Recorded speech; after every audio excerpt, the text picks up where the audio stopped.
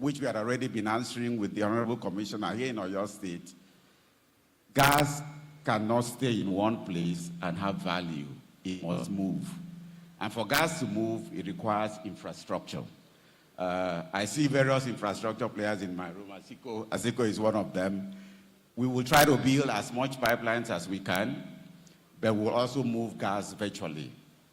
LPG, LNG, different modes.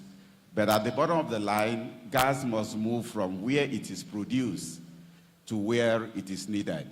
And in Oyo State, Jericho is one of those places.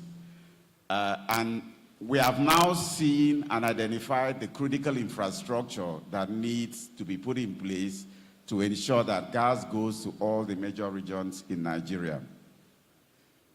I am confident that the NNPC, before the end of the year, will deliver a key project that would increase the volume of gas that moves from the east to the west, where, of course, Oyo State sits. There was a discussion by Adeoye about the need to build capacity. In Nigeria, we have spent 60 years producing oil with gas as a byproduct. The Honorable Minister also alluded to it. So we're now sort of also trying to build capacity for gas, training the next generation of people who can work in the gas sector to ensure that that is sustainable. We would not have been able to do this. I always tell people,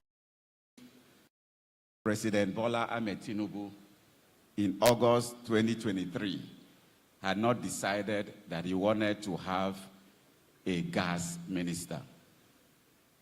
What that has done is that it has allowed focus. So oil is there, oil is great, but now we have a Minister of State for Gas whose day-to-day is gas. Of course, he works very, very close to the Honorable Minister of Power. I know they have an interministerial committee, and that, for me, is one of the key areas that has underpinned the success that we see today. It is a long journey, and I think the two speakers have said the same thing, but I am confident that we are moving on the right path. Nigeria needs about 5 billion cubic feet of gas by 2030 to be able to meet demand.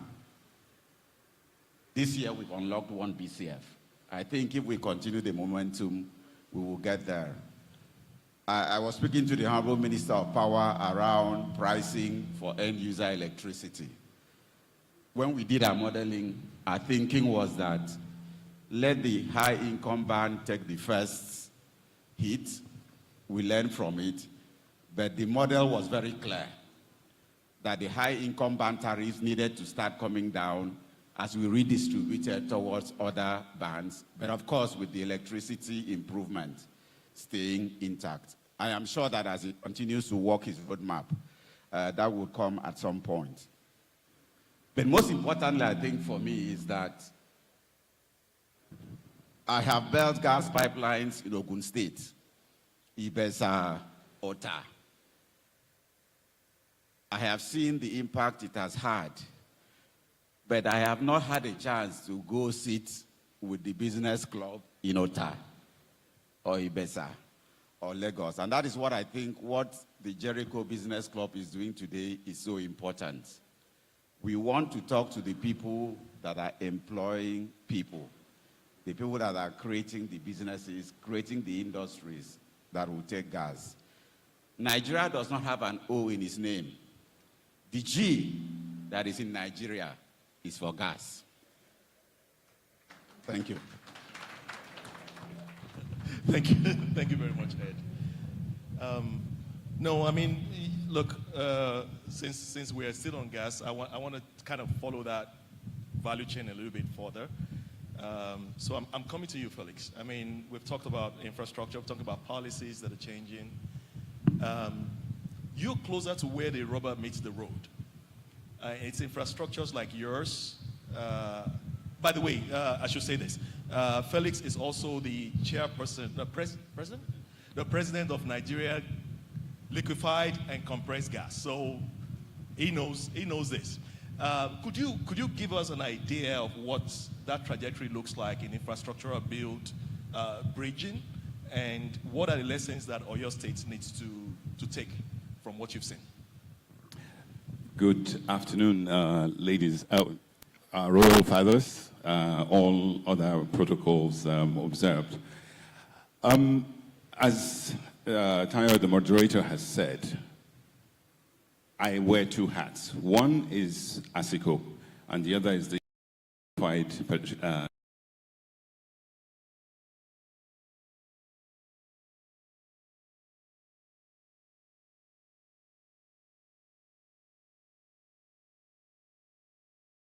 company. It was essential that we use that name because it was time for gas. But it has been a very, very challenging journey because of a whole number of other obstacles that were faced, and I mean structural obstacles. Nigeria is a country of paradoxes. We make cocoa, but we import chocolate. We have oil, but we import products. And we were exporting gas. The cost of gas when we started 20 years ago was about 3 to 4 times the cost at which we were exporting. So our export price was $400. The gas we were consuming locally was about $1,800, $1,800. And we thought this is not right. The real issue was infrastructure. The ships that were exporting were too big to land in our own country. The jetties were too small, the ships were too big, the market was too small. So we had to find a way to solve the problem. So we decided to go for a virtual pipeline, which means we build infrastructure at the beginning, we build infrastructure at the end, and we transport by road. And at the end, we transport by in liquid form. And at the end, we then regasify and use in the customer base. And we were very deliberate about this. When we started, people wanted to offer us oil. We said, no, we want to be clean, we want to use gas. We did not touch oil because we wanted to distinguish ourselves in that regard. In this manner, we have been able to, we were the first company to start off a propane-fired power plant in Nigeria. So when we talk oil, if I say to somebody here, I run my car on oil, they're knowledgeable enough to ask me, what do you mean? Is it petrol? Is it diesel? That knowledge is not there in gas. If we say, I use gas, everybody assumes it's the same thing, but it is not. There are many different types of gas. We handle 3 different kinds of gas that can do the same thing or very different things: natural gas, propane, and LPG. And we focus on moving these gases around and utilizing them in very specific locations: LPG cooking, propane power, natural gas power. So, as ASICO, we have been focused on developing infrastructure in the north, in the east, in the hinterland, in Ilorin, Abuja, Kano, Lagos. In Lagos, we're developing the first tri-fuel LNG, propane, LPG terminal. Not just in Nigeria, but in sub-Saharan Africa. It will be the first facility of its kind in sub-Saharan Africa. We're taking gas that was previously exported, so Ed alluded to it. The pipeline that is being built in Ibadan, we have a contract to supply that pipeline. And it's our first successful foray into Ibadan. And I am proud to be associated with that. We are taking liquefied natural gas, LNG, from Nigeria LNG, which is operated by Shell. We're moving it through our infrastructure, and we're selling it back to Shell. So this is the opportunities that are there in terms of the gas space in Nigeria. But it is important to mention one thing, and I'm very glad the Honorable Minister is here, as well as the Honorable Commissioner. We as a company want to support investment in the gas space, and we have done that. We have proven it with the investments we have made. But we also don't go into an area that the government is your regulator and is your competitor. It's a recipe for disaster. We don't like that kind of situation because it puts you at an unfair advantage. Therefore, it is important in developing policy that the interests of investors are taken account in that regard. I am very happy to see the discussion of distributing how do we call it, generation, transmission power from the national level to subnational. But we also must be careful we don't balkanize a national problem into 37 subnational problems. Companies like ourselves are willing and able, and there are other participants here who are also making investments and are happy to bring investment into Ibadan and the greater Oyo State. The potential for gas in Oyo State, we have been trying before this administration with Better Glass down the road and a few others whose cost of energy was significantly higher. It was not, we were not able to penetrate then because the policies were not right. I am glad to say that today the policies are right and we are coming to Ibadan. Thank you. Thank you very much. I want to just quickly remind everyone. So people ask me, what is JBC trying to achieve with this summit? And my answer is we're trying to set up a platform of information exchange where policymakers, academia, practitioners, legal folks, young entrepreneurs, budding entrepreneurs can discuss and identify opportunities for growth. And I also want to say that because it's very important. Felix mentioned something real quick, but the gas value chain has a lot of opportunities. If I wasn't employed right now, I would be looking at it. So please take note from what my experts are saying. If you want, you can approach them for more clarification. We will put more information out. All right, but you segued into policies. So, voila, I'm finally coming to you. So, I can probably just let you say what you want to say, or I could ask. So, the Honorable Commissioner mentioned that the Regulatory Commission of Oyo State has now taken over, or is it a process? I'm not sure I understand how that works, but very soon Oyo State is going to have be regulating its own power space. Not to be a naysayer, feel free to speak out, but what are the things that we need to learn as we proceed on this journey? First of all, let me say thank you so much for this opportunity.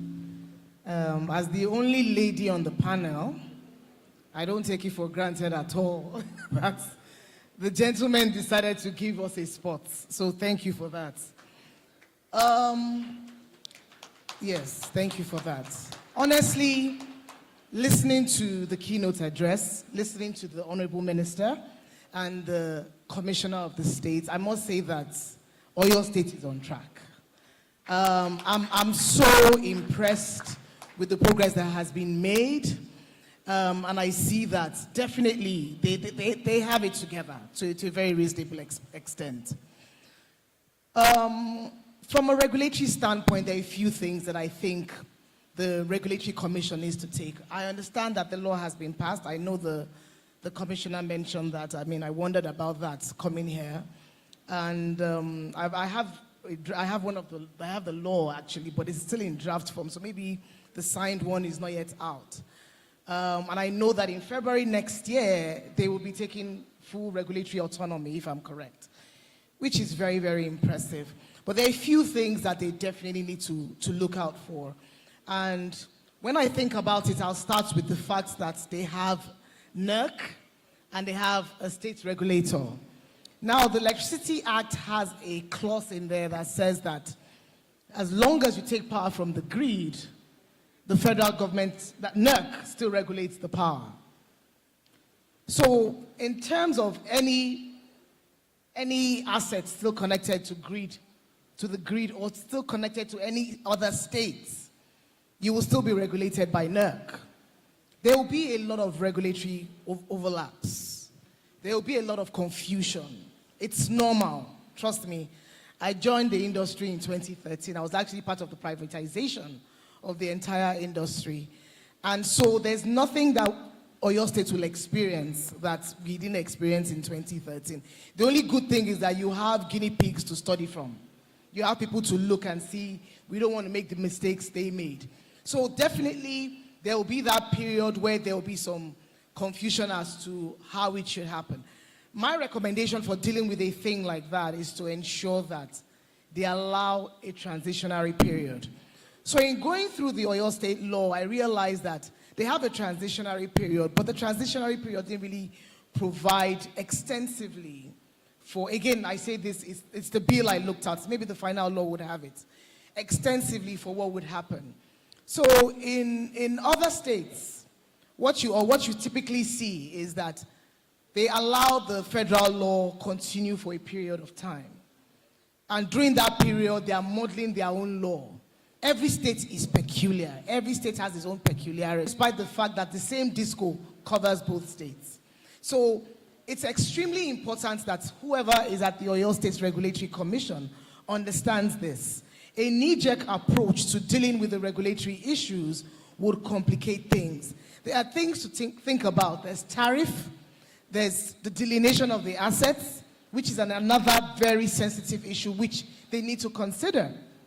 Now remember that Ibadan Disco regulated, or regulates Ogun State, regulates Osun State, regulates Kwara, some parts of Kogi, some parts of Niger State. I found that out and I found it quite interesting, and some parts of Ekiti State.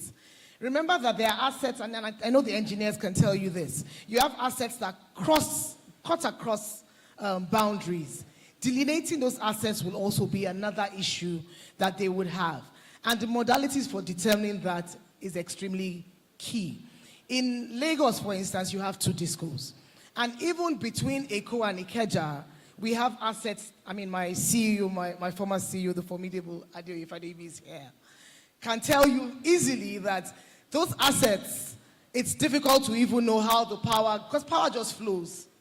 And whether you are living in Ekiti or it's just a line, really, you know, at the end of the day. So how does the power know? So delineating those assets are extremely key. And for me, those are the two critical issues which I think, from a regulatory standpoint, need to be looked at in taking regulatory autonomy. Thank you very much, Wala. This is why we have this, you know, to share experience and to leverage best practices. At the end of the day, we talked about businessmen needing to invest. In other words, we need money to get things happen. So I'll go to Mr. Ademola. Okay, so this is interesting. Last year at the summit focusing on agriculture, we talked about how do we finance this. And one of the things that came out is financing in Nigeria is complex. It takes a lot of financial engineering and all the good stuff that you guys do behind those counters. I want you to, it's a complex landscape, but I'm sure there are models that you're probably thinking of, or you're probably leveraging, or you have in play that needs to be aired. How do we approach financing this industry further than what it is right now? Thank you very much. I stand on existing protocol, and once again, thanks for the opportunity to be a panelist at this summit. I have been in the power sector since 2013, pre-privatization, so I've been involved in funding projects. So, and I can tell you, it appears complex, but there are different models. I think my approach is just to run through a lot of funding arrangements that have been taking place in the market pre-privatization in 2013 up till today. And government plays a very key role in that, and government has actually done a lot at the federal level. A couple of those projects we talk about Olon Sugar and Omotosho power plants today. They were funded by the government in collaboration with with Chinese fund. It was that EPCF funding arrangement. So, and today those plants are running, they've been privatized since completion. And in addition to that, through Niger Delta Power Holding Company, the government has also supported the sector. We talk about NIPP assets today, over 11 of them, that are in operational condition, and also transmission and distribution, they've also supported there. And as well as intervention funds that offer cheaper funding and longer tenure source of funding. And as banks, I think we've also tried in that space. I recall in 2013, Nigerian banks committed over $2 billion to fund the acquisition of the existing power sector, both the generating companies and distribution companies today. Not only did we do that, we also supported them in overhauling the plants and expanding their capacity. And most of those plants today have actually expanded their capacity. So a lot has actually been done in that space by banks. And not also forgetting the foreign development finance institutions and multilateral agencies. They've been supportive. Azura is there today through funding from international source, and also the support of the government by providing that sweetener that you never give anybody thereafter, which is the guarantee. So, but of recent, which I think is also very, and for IPPs too, the operators are here, they also acknowledge the fact that banks have supported them in the past. And the most very critical one now that we should also focus on, looking at Oyo State, the size of the state and the sizes of the various towns and communities, it is very critical that renewable energy is the way to go through mini-grids and standalone systems. And the World Bank has been working with the Rural Electrification Agency, has been very supportive of that. Under the NEP project, they deployed $500 million, and today we have about 125 mini-grids in the country. But under the current program that they call DARIS, which is the Distributed Access to Renewable Energy Scale-Up, they're looking at about 13,500 mini-grid projects in Nigeria. And quite a chunk are in Oyo State, extending to areas like Shaki, the border town CTC, which you'll actually agree with me that running on a grid supply for those areas could be very challenging, and actually the way to go is mini-grid. And they are deploying these funds to support these projects. Over $750 million to support this project. So clearly what I'll employ, if there are developers in this room or even this club, is to ensure that it is prioritized, because they have to tender and bid for each of these mini-grid opportunities, that there is a focus on those points that have been identified in Oyo State, so that the funds can be put to that use. And actually, the development period is about 24 months. And the banks are there to provide the intervention funds for that, because that's the way it is structured, to intervene in that, so that once that is done, I can assure you within 24 to 36 months, Oyo State will be lit up. Oyo State will be lit up. And for the IPPs too, the banks are willing to support. It's just that right now, with the cost of funds in Nigeria, I mean, some of those projects are not really bankable. And for bankability too, the state government has a role to play. Because for such projects to be bankable, you would need to have like a key off-taker that will take a certain percentage of the electricity before the balance is also deployed to other consumers. That makes it more bankable, and right-of-way issues and necessary approvals, permits that will come from the state are also very key. I mean, in summary, without doubt, the funding for developing and improving power in the state is available. Actually, most financiers are moving away from grid, with the challenges we are seeing today, to IPPs and mini-grids, smaller projects. You execute within a short time, rather than the large ticket transactions. Thank you. Thank you very much, Mr. Ademola. I really appreciate that. So we ran down the clock, so it's time to get off the stage, but I will just crave everyone's indulgence. I want to give these panelists 2 minutes each to talk about their key, what the audience should take away from their participation. Do you want me to start with you? Yes. Okay, Felix, and I'll go down. The key takeaway for me from this summit, and thank you to the Jericho Businessmen's Club for organizing it, the key takeaway from me is this. Any state, to take advantage of the opportunities that are presenting itself, right, needs to start early, have clearly defined policies. Ed has already said that there's a master plan for Oyo State and maybe other for Ibadan, then maybe Oyo State, and encourage investment to come in. It is essential that we take the long-term view. I'm aware of a state that wants to bring in investment, hundreds of millions of dollars, but they are looking at it on taxing you as you come in, taxing you on land, taxing you on wait, be a partner in that development process, and therefore the longer-term benefit to the state and its people will be realized. Thank you.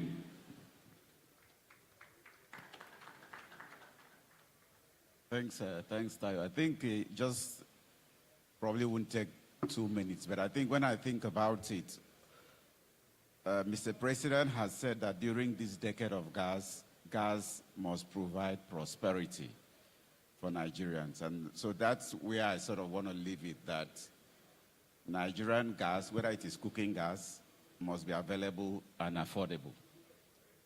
Nigerian gas driving electricity must be available and affordable. So whichever theme you sort of take along those lines, at the end of the day, we need to ensure that that interconnection with the businessmen, with the masses is important, that we're actually creating value, whether it's employment, whether it is jobs, whether it is better healthcare. And that's what gas to energy is all about. Okay, I'm just going to give a few pointers. First things, Oyo State should start with an integrated resource plan. I know it's provided for in your bill, but I don't think they have one. That is the starting point for the state, as far as I am concerned. And it's very important that the state starts from that. Otherwise, they will lose the plot halfway through. Secondly, forget about the grid. And I'm not saying forget about the grid. Respectfully, sir. I'm not saying forget about the grid because the grid is bad. I'm saying forget about the grid because it has collapsed 11, 12 times this year already. It's not going to be there long term. And even the minister alluded to the fact that it's important we start looking at embedded generation. It's important we start looking at mini grids. It's extremely important we start looking at renewable energy. I know the Honorable Commissioner emphasized on that a little bit. I know the people hate this word, but they need subsidies. They will need a lot of incentives. They will need a lot of subsidies. Ibadan does not have, Oyo State, my apologies, does not have good infrastructure. The infrastructure deficit in Oyo State, I wish I could run through the details, is extremely bad. To build the infrastructure from a distribution and a transmission standpoint, you need money, you need investors. And I think that's the idea behind this entire conference. And so the government, in supporting this, must look to some form of subsidy, some form of fund, which can be paid over a period of time from tariffs like we do in Lagos State, or they can just have some tax rebates. But it's extremely important that that is looked into. They need to look at sustainability, and sustainability from the point of view of more of renewable energy, more of cleaner energy in whatever it is that they're doing. They need to have a woman on their commission. So in Lagos State, the Lagos State bill provides that one of the commissioners must be female. That was missing in Oyo State's bill. It's extremely important that for a balance in the discussion, for a balance when you're having a discussion in that room, that a woman is represented. If you look at the front, you see men. Women need to be also, and I'm saying qualified women, please. I'm not one that advocates for women who are not qualified. But they actually need to allow women also come in and tell you what they are going through in terms of from a power standpoint. The men go to work sometimes and leave the women at home. They are the ones that have to deal with cooking gas issues and things like that. So please, I think that's another thing that it's extremely important to look into. So that's where I'll end my points. Thank you very much.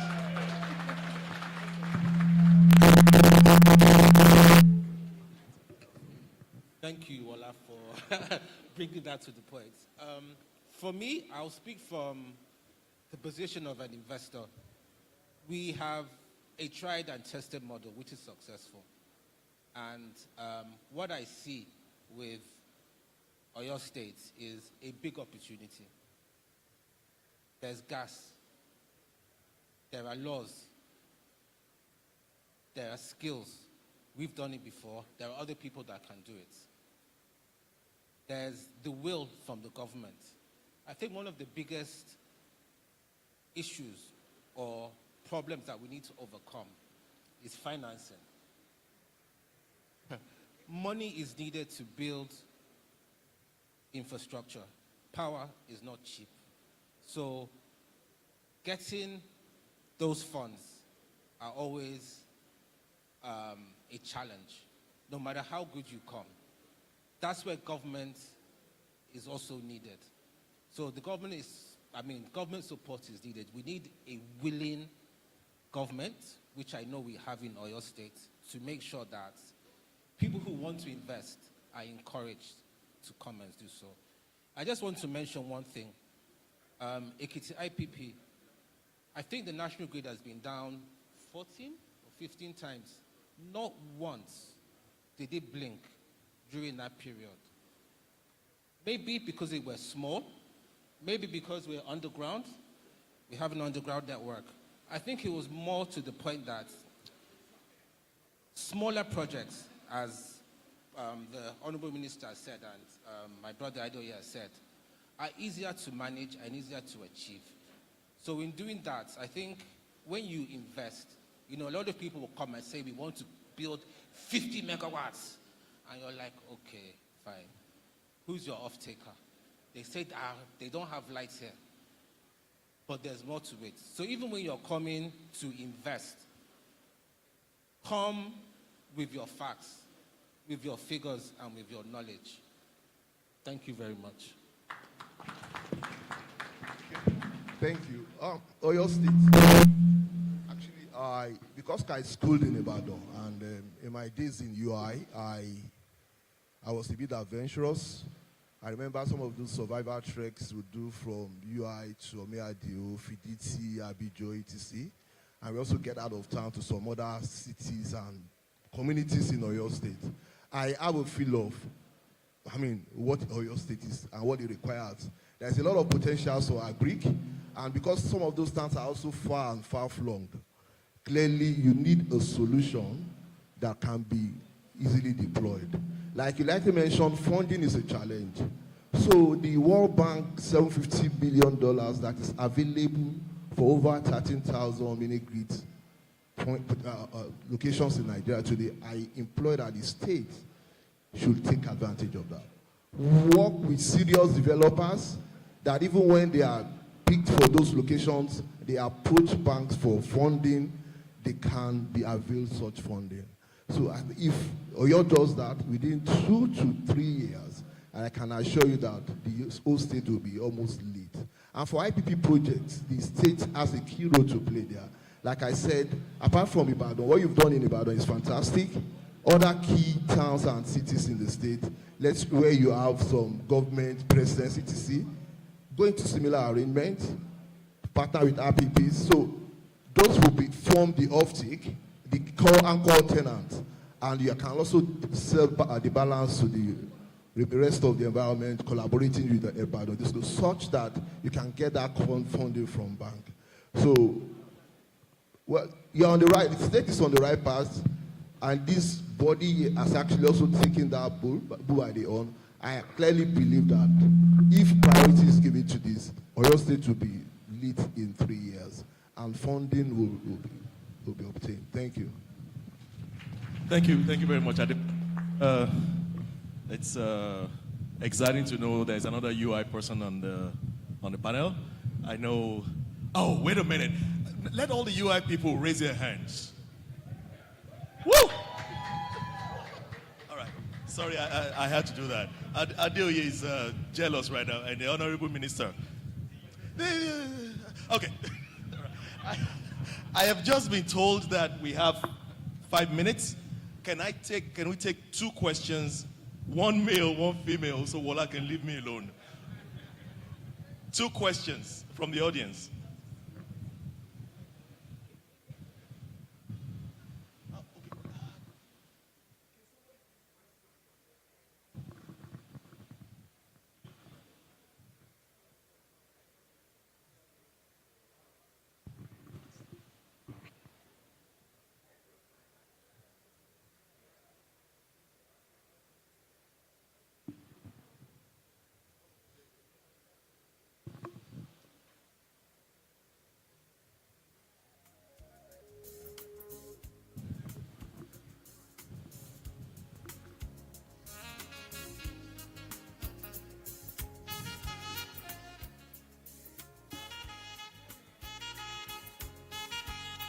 Thank you very much. My name is Stephen Oyedemi, and my question is, what emphasis are we putting on efficiency? Because I see most of the conversations we've had today are mostly around the technical and the financial areas.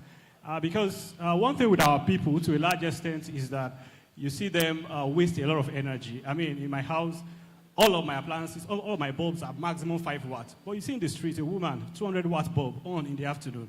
So how do we address, the problem of efficiency? And secondly, on finance, what's the place of bonds, particularly state-driven bonds? I know there used to be green bonds. I don't know if that's at the federal or at the state. But what's the place of, getting people locally to invest their 10,000 naira, their 50,000 naira through bonds to finance some of these energy projects? Thank you. Thank you very much.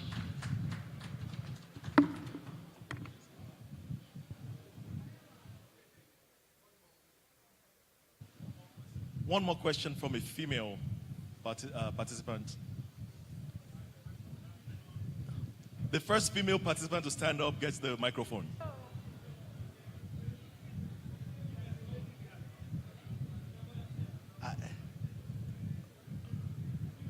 Okay, we take one from a youth.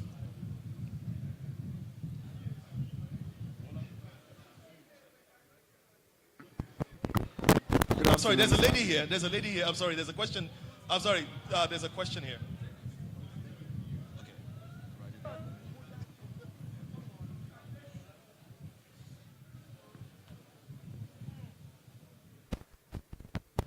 Good afternoon, ladies and gentlemen. May I say all protocols duly observed, but despite that, I have to recognize my king, Chief Daisy, and also our honorable minister and my fathers in the house. My question is quite different from your submission. I have to thank you, my dear lady. That was the greatest observation. That is the boast of our state. So now that you've commented on it, the honorable minister will take a message to the governor. Thank you very much. My question is different. It's going to be directed to the honorable minister because I left a women's organization to come here and they said, you are going to meet the honorable minister. Kindly help us to ask this question and tell him that what brought about upgrading of meters, Number two, like me personally, I have a group of schools, so I have about almost 10 meters in my possession. If I have to upgrade with 250,000, where will I get millions of naira to upgrade? And this meter is from the minister or from the Ministry of Power. So so if we are going to upgrade, I think it should be free. So that's my question, sir. Thank you very much, ma'am. You're welcome. Honorable Minister, do you want to take that? Because, Honorable Minister, we only have...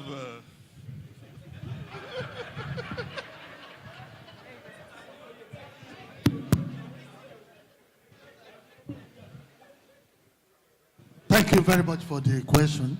Let me first of all, appreciate the panelists for the good job they did. You did justice to the questions, and a number of points have been taken from your comments, and I can assure you that we'll work on them for the improvement of the power sector. And the guy that talked about efficiency, that was a very good one. Really, hitting the nail on the head. We talked about the technical issues about power, talked about funding and financing of power projects, but we're not talking about consumption management, which I once spoke about, and it almost put me into problems.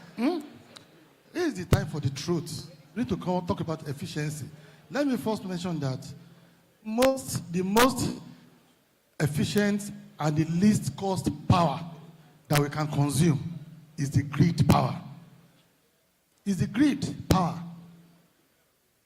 The smaller the constituency that represents a power source, the more expensive it is. Even over time, the price may come down. And a simple example is you live in a house face me and face you. 8 down, 8 up, 16. You can imagine if each of the rooms have to put on, I pass my neighbor. That would be 16 of you. You buy your fuel separately, you serve your generator separately. But if all of you come together and subscribe to a single generator, of course, the average cost per room is going to come down. That is the example of grid supply and decentralized power. So we must be ready for that. Now, and people must also, appreciate the fact that they need to manage their consumption by using less energy consuming appliances. The question you asked, thank you very much. Let me first make a clarification that meters are not from the Federal Ministry of Power. Yes, it's not from the ministry. Meters are from the electricity distribution companies. They are also not manufacturers of meters. There are meter manufacturers locally and there are imported ones. They only serve as intermediary. What I will subscribe to is initial meter acquisition should be funded by the consumers.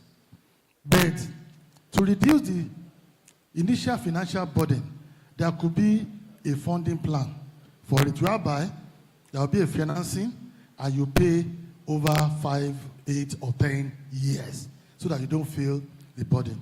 When it comes to upgrade, let me tell you, meters also have their limited lifespan based on technology involvements and some other things. There may be need for upgrading from time to time. It is valid because there's what we call a meter data management system, MDMS. The beauty of a meter is to make it smart and for the discos to be able to synchronize it with their own system and ensure a remote management of the metering activities so that they can prevent meter bypassing, they can prevent power theft, and they can even switch off from their own end. They can read your meter remotely and send you a bill that will be accurate and transparent. So if your meter is not satisfying those features again, there will be need for an upgrade. So now, who finances the upgrade?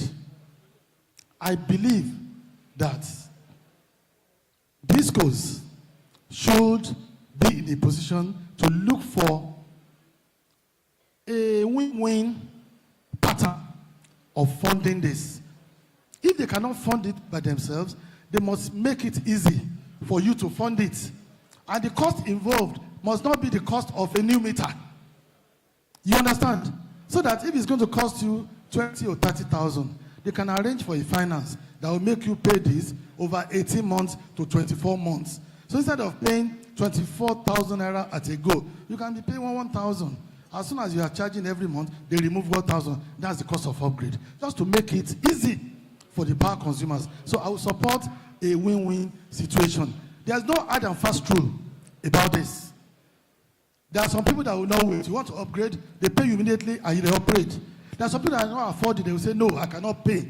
So it is the job of the regulator, which is the Nigeria Electricity Regulatory Commission, to come up with a model that will satisfy both the consumer and the electricity distribution company.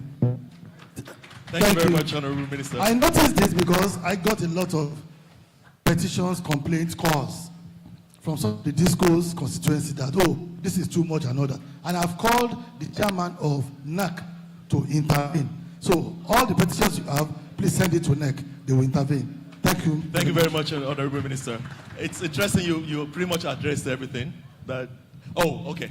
All right, I have to let, could you please, since you're coming from a disco standpoint, talk about maybe the metering and the meter hardware replacement as well, please.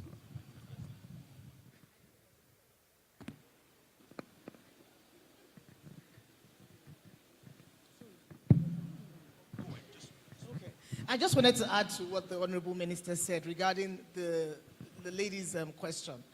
The other thing she may have been asking, I think they need to probe further, is STS2 meter upgrade, which all the distribution companies in Nigeria are currently doing. a lot of wrong information has been going around regarding what that upgrade is. And a lot of scrupulous people are attributing it to so many things. Some are even asking for money. The STS2 meter upgrade is free. It's just a code you put in your meter. And the idea is STS2 is a coding system used worldwide. And it's used for all meters. Everywhere in the world is the same. So after a certain amount of years, the numeracy of the meters run out. And then we need to put in what we call a keychain token to reset those meters. That's the exercise currently going on. And I know that a lot of rumors have gone around that some people are asking people to pay. You don't need to pay. You don't need to even change your meter. Your meter is the same meter. It's just so that you can, after I think it's November 24th, that the deadline is. So I don't know if that's what you're talking about, but I'm thinking if that is the other thing that you may be talking about, then you should know that you don't need to change your meter. It's just your keychain token. And I wish the Ibadan CEO was still here. I'm sure he would have answered that question in a better light for you. But I'm speaking from a coast perspective now, Nikeja, I can say that for a fact, that it is free. And no one should ask you for any money. Neither do you need to change your meter. Of course, unless your meter is bad. That's a different thing. Thank you very much, Wala. I'll give Felix a quick 30 seconds on the issue of bonding when it comes to... I'll try and address this very quickly. The question you raised about bonds, they begin prominent in terms of financing. We were successful last year in going for the first private bond in the market last year, supported by InfraCredit. And it was low, very low double digit, compared to 33% now, very low double digit. We are now going for a bond in the public space, which should open soon, but it's going to be a little bit higher than that. Okay, so there are opportunities to do this in the gas and power space. Just very quickly, on the efficiency side, I won't go into details, right? I was going to do a survey and say how many people use electric water heaters in their house, for example. And if I did that, I will find a whole bunch of people. But there are gas water heaters that use at 1/3 the cost. Cost is what drives efficiency. I have driven to Ibadan today in a Jeep. That Jeep now costs me 5-6 times the amount that it used to cost about 6 months ago in terms of fuel cost. I am happy to sell that Jeep before I leave Ibadan and take an Uber back. Thank you very much. I need to round this up. So thank you very much to my panel of judges. Could you please, panelists, could you please give them a round of applause? And we will just go ahead and take a picture.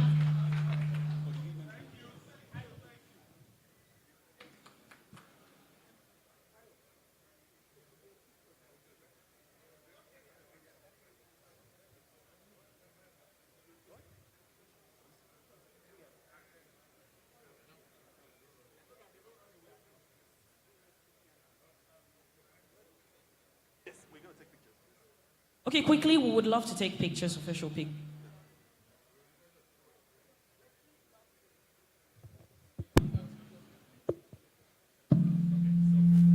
Would please love to invite the Honorable Minister to please come join us on stage, and also the Honorable Commissioner to please join us on stage as well, so we quickly take pictures. And also the Chairman of the Planning Committee, please. Thank you, sir. And also our keynote speaker. Thank you.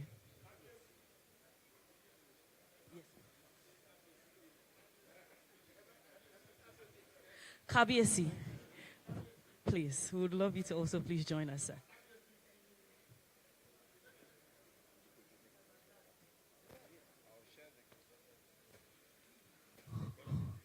All right, also the second panel is going to be coming up in a bit.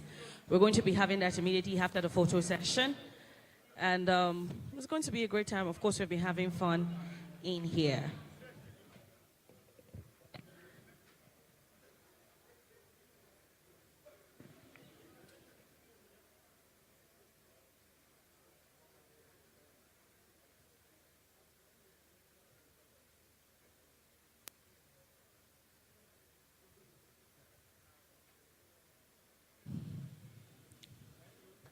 All right. Please, can we jam our hands together for them as they return back to our seats?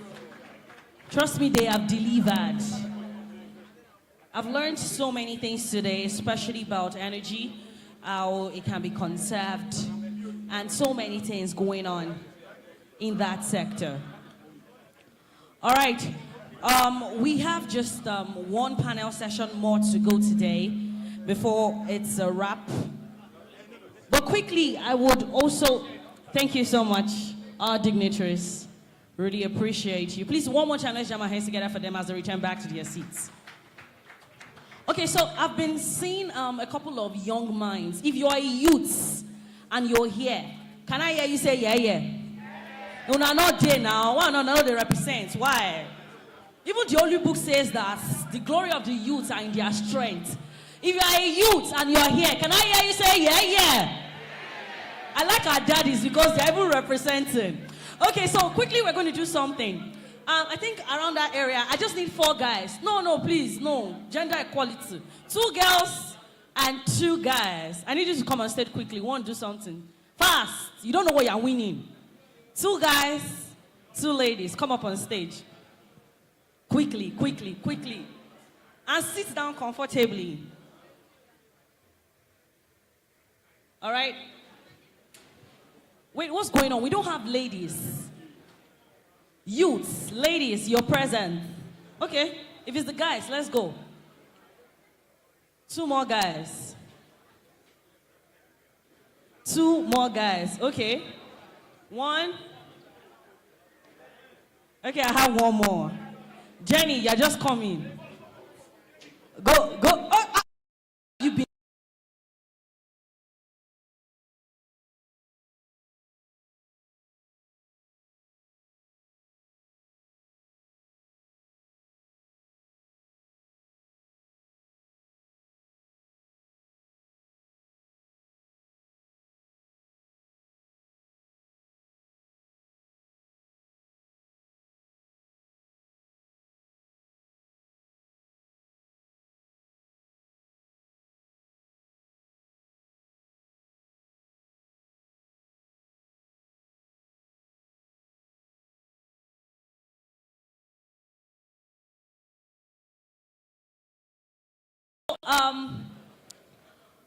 Ladies and gentlemen, one more time, can we also appreciate the Honorable Minister once again?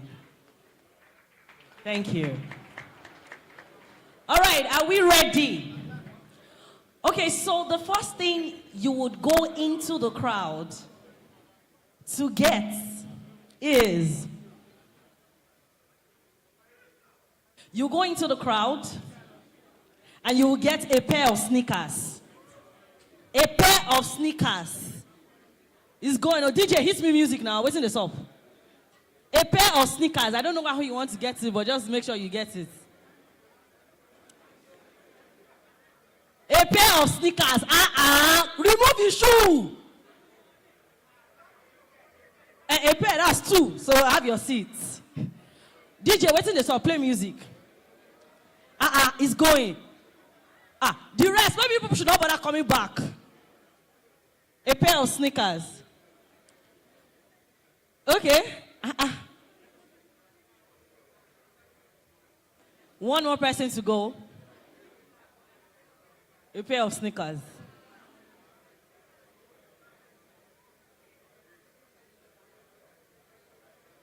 One more. Sharp guy. Come back, come. Ladies and gentlemen, Biko, what is this, a pair of sneakers?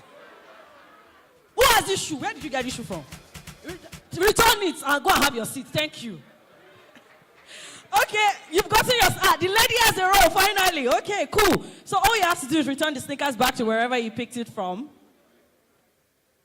DJ Lobit, can you just play us solemn music? Oh, now you're talking. All right, quickly come back to your seats. Quickly come back to your seats. Calling you tonight. I want to make you show me. Make me know the vibes. I don't want to sleep alone.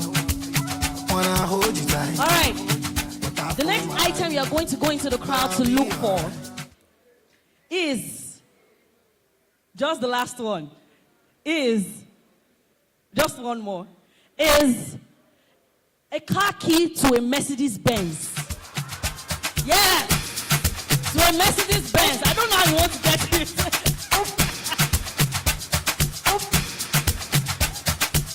Come on! We have a winner! Oh no!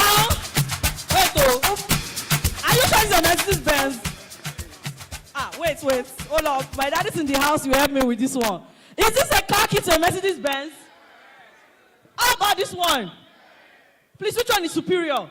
This one. Both. Ladies and gentlemen, give it up for our winner. Who was the... Please return the car keys. Return it back. Very important. Emi Olowo Mercedes Benz. Corolla Molo. Eshe.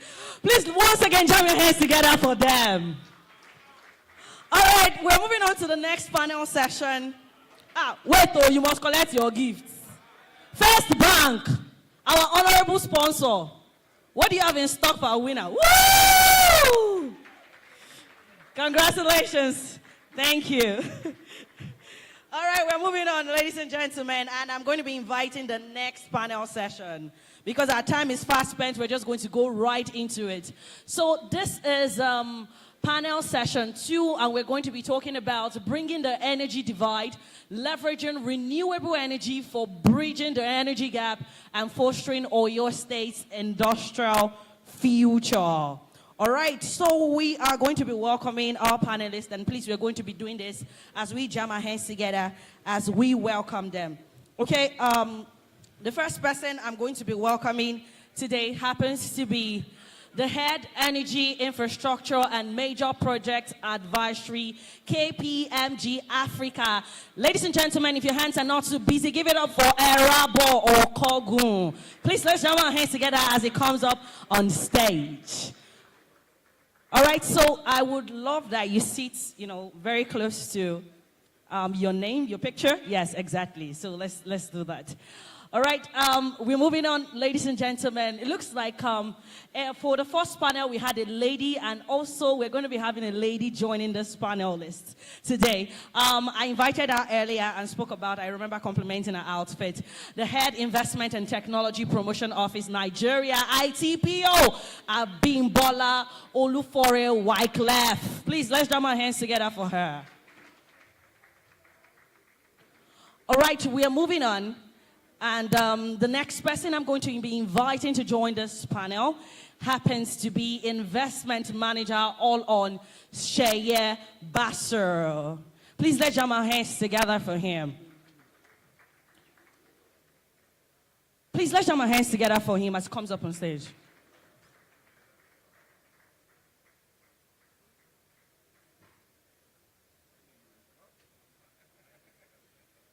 All right, the next person I'm also going to be inviting happens to be the Lead Business and Project Development, Power Gen Renewable Energy, John E. Ufeoshi. I hope I'm pronouncing that correctly. I sincerely apologize if I didn't. All right. Okay, so what we're going to do is, apologies. What we're going to do is, we're going to just move a seat more so we could create one space for the next person who's going to be coming. So, yes, move, would you do that? Thank you so much. Really do appreciate. All right, the final panelist who's going to be joining this panel happens to be the principal partner, Niji Oni & Co. Ladies and gentlemen, join your hands together as I make welcome Niji Oni. Please, let's jam our hands together. All right, fantastic.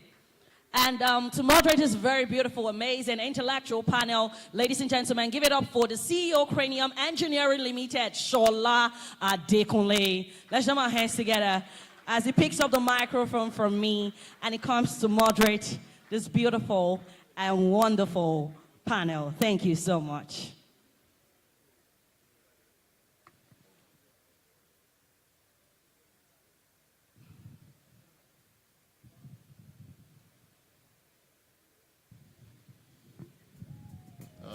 Good afternoon, everybody.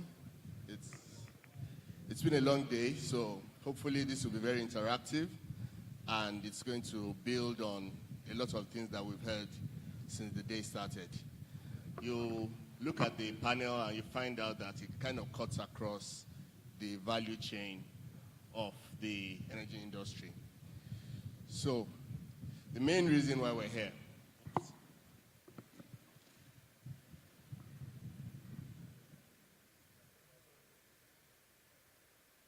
the title says leveraging renewable energy for bridging the energy gap and fostering Oyo State's industrial future, or fortune as well. So I'm going to start with Abimbola, and there's a good reason for that. She works for UNIDO. UNIDO is a global organization. So the question that we'll ask her is, with UNIDO as an international organization, why is it so interested in renewables? And what does renewables mean to you? Yes. Good afternoon, ladies and gentlemen. It's quite an honor to be on stage again to speak to renewable energy. And I'll take the last question first. What does UNIDO mean to me? UNIDO stands for United Nations Industrial Development Organization, and we are responsible for the Sustainable Development Goal 9, which is industrialization, but not just industrialization, inclusive and sustainable industrialization. What do we mean by that? We come to economies, both developed and developing economies, and we look to ways to bring in technology to ensure that industrialization is scaled. But ahead of scaling industrialization, what we do is take industries that are being done in primitive or pedestrian ways and see how they can change this, especially when you look at it from several sectors, and I'll mention a few. If you look at it from an agriculture perspective, rather than use hoes and cutlasses, we look to mechanization, and then we look to agro-processing as a value add to that. So rather than export cash crops in the agriculture sector, we're hoping to see that Africa exports more of processed products, and they're exporting more of consumption-ready products rather than raw products. Across the exhibition outside, I saw a few entrepreneurs that are actually processing agricultural produce. These are the things that we as UNIDO see, and that's what makes us us. We look at these kind of founders, what they are doing, these initiatives, and we want to take them away from just ideas and initiatives. We want to take them into commercialized businesses that are not only ripe for the local market, but also export ready. And apart from being export ready, also able to attract the right technology, the right mechanized equipment to do better things and to do them easier. And then touching on renewable energy, that is really important. If we are not scaling renewable energy, we will not be achieving any industrialization, because as we see from all the conversations that we've had today, in the last maybe 3 weeks, the grid has collapsed. And my female panelist that was here sitting just before me was like, we should move away from the grid. And I agree 100% with that. The grid can be channeled towards industries, large industries, while our homes and small businesses can be powered with renewable energy. And when we're looking at it in terms of SME-wise, SMEs contribute almost 90% to our GDP, and they contribute to majority of the job creation that we see across the continent today. So both in Nigeria, across Africa, and especially in Oyo State, renewable energy should be the next best energy for any SME here and for our homes, so that we can achieve this scale. Thank you.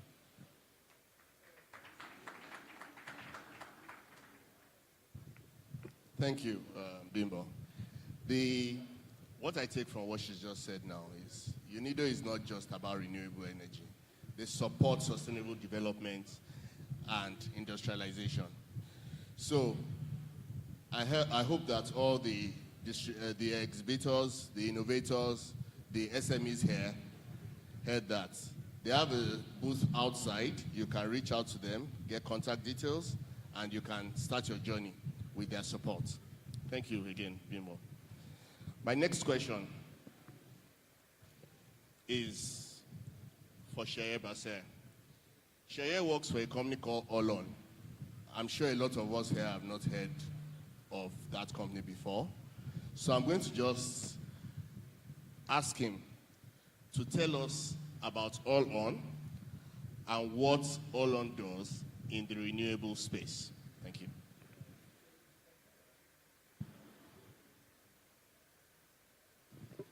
Yeah, thanks, Shola.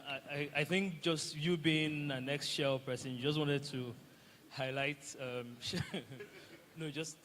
so Olon is a vehicle set by Shell to bridge the energy access gap in Nigeria by providing energy in underserved and unserved areas, and to do that in a sustainable way. Sustainable meaning that there is some level of commercial involvement in the delivery of the electricity.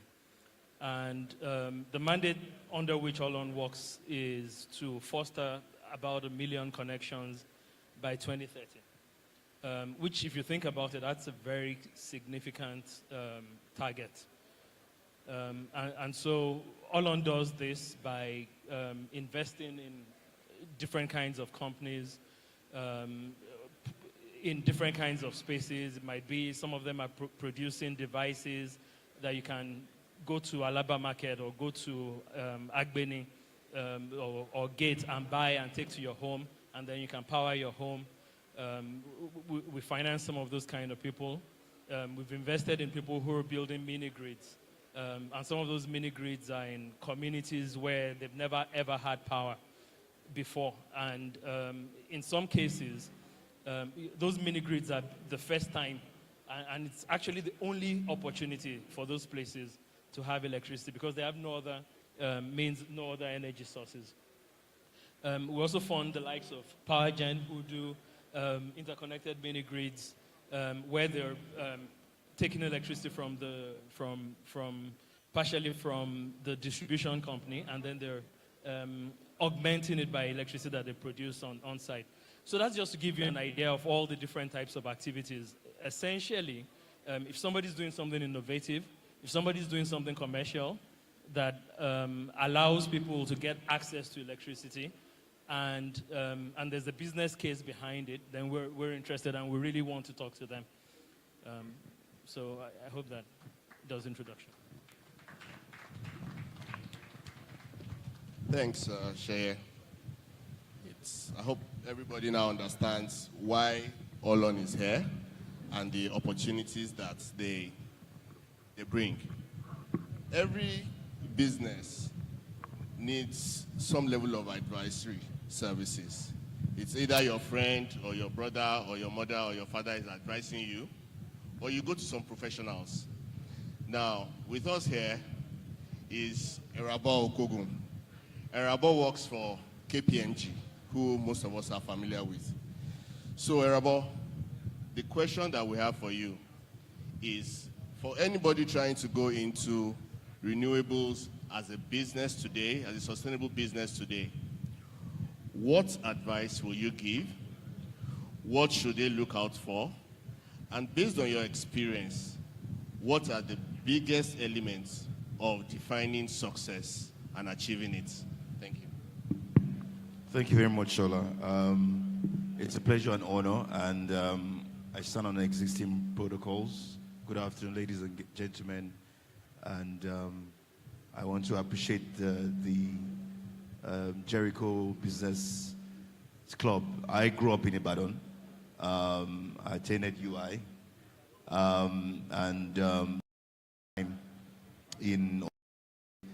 so clearly, I have some background, around the dynamics in the state. KPMG just rightly said it does tax audit, but also has a big advisory practice, and I'm a director in the deal advisory space. And what we do is to take any sort of initiative from concept to commercialization or concept to construction. So you wake up in the morning, you're trying to solve a social issue or solve a financial issue or solve an infrastructure issue. There are critical paths to get in there that are proven in this market and elsewhere. And so even on the topic around renewable energy, industrialization, there's nothing new under the sun. But there are certain shifting sands. For instance, the macroeconomics, inflation, FX, convertibility, currency volatility, and those sort of things. And so what we do is to start with a market assessment to determine, is there even a market for this product or this service? And for renewable energy, that's a no-brainer, given the fact that our daily lives require energy. And also, from a financing perspective, you probably need to raise capital for it.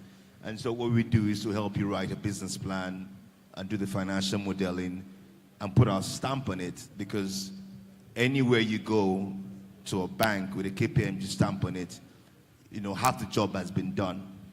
But when we talk about renewable energy, one of the things that needs to happen is to always map the supply with the demand. And even as an individual level in your house, or from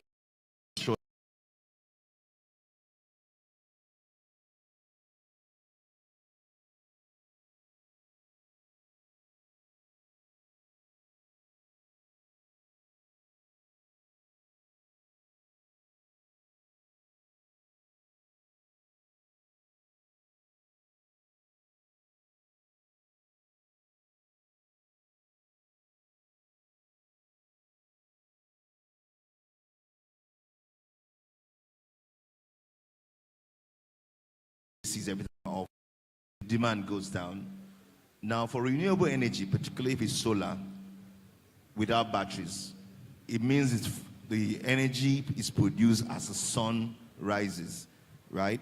And so for any renewable energy project, you must map the consumption that you want to feed with the production that comes from the sun, for example, right? And where there is a gap, you now bring in other sources like batteries or any other source of the grid. What we've seen with renewable energy is that whenever you use it, it automatically gives you a 40% saving on your energy costs. No matter what your energy costs are, it will give you a 40% savings. So if you're spending, for instance, 100 million naira a month, you put in renewable energy, going forward, you will be spending 60,000. And that's a huge incentive. And so one of the critical challenges is people not doing those studies, not knowing what is the energy that they want to either displace or to match, and then building overcapacity. One interesting point the minister talked about was he went to the University of Abuja, and it was a 2.5 megawatt project. But when they did the production and they checked the load from the university, it was only about 1.5, right? Now, if that was being financed by a bank, what it means is that you're only making money for about half of what you have raised capital for. So what is very important is the studies that you do to match the demand and the supply and to raise capital exactly for that purpose. Thank you. Thanks, Irabo. Very insightful. Now, as most people say, especially, can you hear me clearly? You know, sometimes we say, an irrejo, and people think that you shouldn't be friends with a lawyer. But businessmen know that without the lawyers, they can run into a lot of trouble. And right here in this panel, we have Nijioni, principal partner with Nijioni & Co. So I want to ask you a question. Looking at the existing regulations and the existing environment, can you give us your thoughts on what is required to further improve the performance and the space of renewable energy from a legal perspective? Thank you. Okay, thank you very much. I think the first way to look at it will be, or the best way I usually start is that in Nigeria, you have laws that regulate almost everything. And you'll be surprised that there's a law that regulates the way you actually sleep. That's how much law and policies that we do have in Nigeria. Generally, the Electricity Act 2024 actually, names renewable energy, but in itself doesn't go further in talking about how renewable energy is meant to be regulated in depth. And there's no surprise to that, because even in Kenya, that is about 80% renewable energy, it only mentions it also too in its legislation without going in depth into it.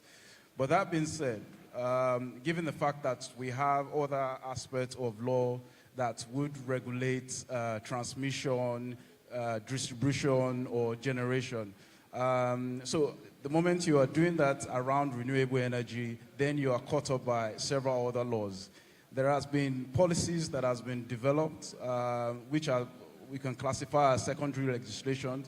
You can also be caught up by other regulations and other laws, like the SONs, who regulate the equipment. You have the mini-grid electricity or renewable electricity policy. So there are quite a number of laws that borders around that borders around renewable energy. So, but not necessarily the Electricity Act in itself. But the Electricity Act actually promotes renewable energy. But again, we know that the renewable energy is in so many forms. So it's either you are using it from a solar panel, or you're using waste to regenerate renewable energy. So it's, definitely there's no way the law is going to be able to regulate the entirety of renewable energy just immediately.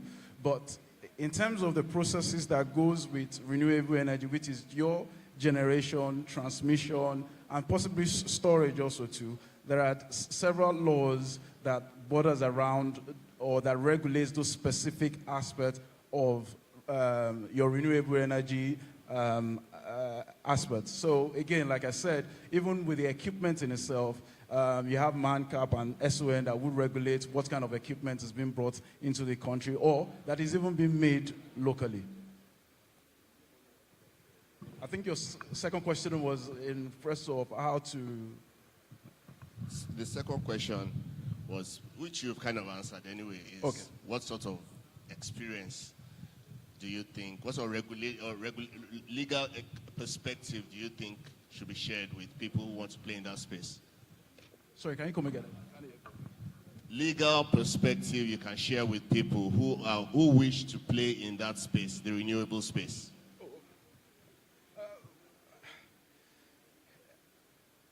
I think I try to keep it very simple. I hear a lot of what I would classify as complicated renewable energy, and no offense to anyone just yet. And why I want to try and keep it simple is this, that you can't take away renewable energy without talking about agriculture. And I'm happy that that was the first thing that was discussed in this session. Why do we have renewable energy in the first instance? Is because, from other countries or the Western world, there's been issues around emissions, and carbon emissions and things like that. Now, another problem that they suffer in those respective countries is land. In Nigeria, in Oyo State has about 28,000 kilometer land size. Nigeria, Egypt shares the largest arable land in the world. So there is actually land for us to be able to have renewable energy from the simplest aspect, which is from direct sunlight. Oyo State, from my research, shows that Oyo State generates about 11 hours of daytime sunlight an entire day. Jigawa generates about almost 20 hours of sunlight in a day. So there is a substantial number of sunlight. Now, to keep it further simple again, we all know that in the agricultural space, there is substantial number of wastage. 80% of tomatoes that is being harvested in Nigeria today goes to waste.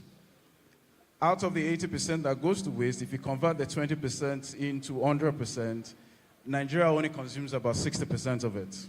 Now, the other 40% is being expected to be exported. Out of that 20% or 40% that is being expected to be exported, 20% of it again is wasted at the port, waiting to be exported out of the country. Now, that is a huge number of waste that can be regenerated into renewable energy. And a simple example I'd like to make as to how they can coexist and how renewable energy can work again in this aspect or in encouragement is something called agrovoltaics. This is simply where you put a solar panel across your farmland, and that in itself prevents the soil from continuous direct sunlight. And so many factors need to be considered with that in respect of the land, the Land Use Act, and some other regulations like also environment, which I've discussed. But in actual sense, it's almost a win-win situation because you're generating renewable energy and at the same time you're preventing the soil in a way to improve on the agro-produce at the same time. So, thank you. Thank you, Niji. Very insightful. So we started global, and then we started global international non-governmental organization. Then we moved to Olon, which is also, by being a subsidiary of Shell Global, is also an international company, but with a focus on supporting renewable energy. And then we moved to KPMG, whose business is to give advice, smart advice to businesses, which we can all learn from. And then we moved to our legal guy because, as you know, ignorance of the law is not an excuse, one, and then the law is there to guide and protect you. So finally, the last person on our panel, John, is somebody who has had to go through all these steps to be able to be in business as a mini-grid provider. You may not be aware of the company called PowerGen. I'm aware of them.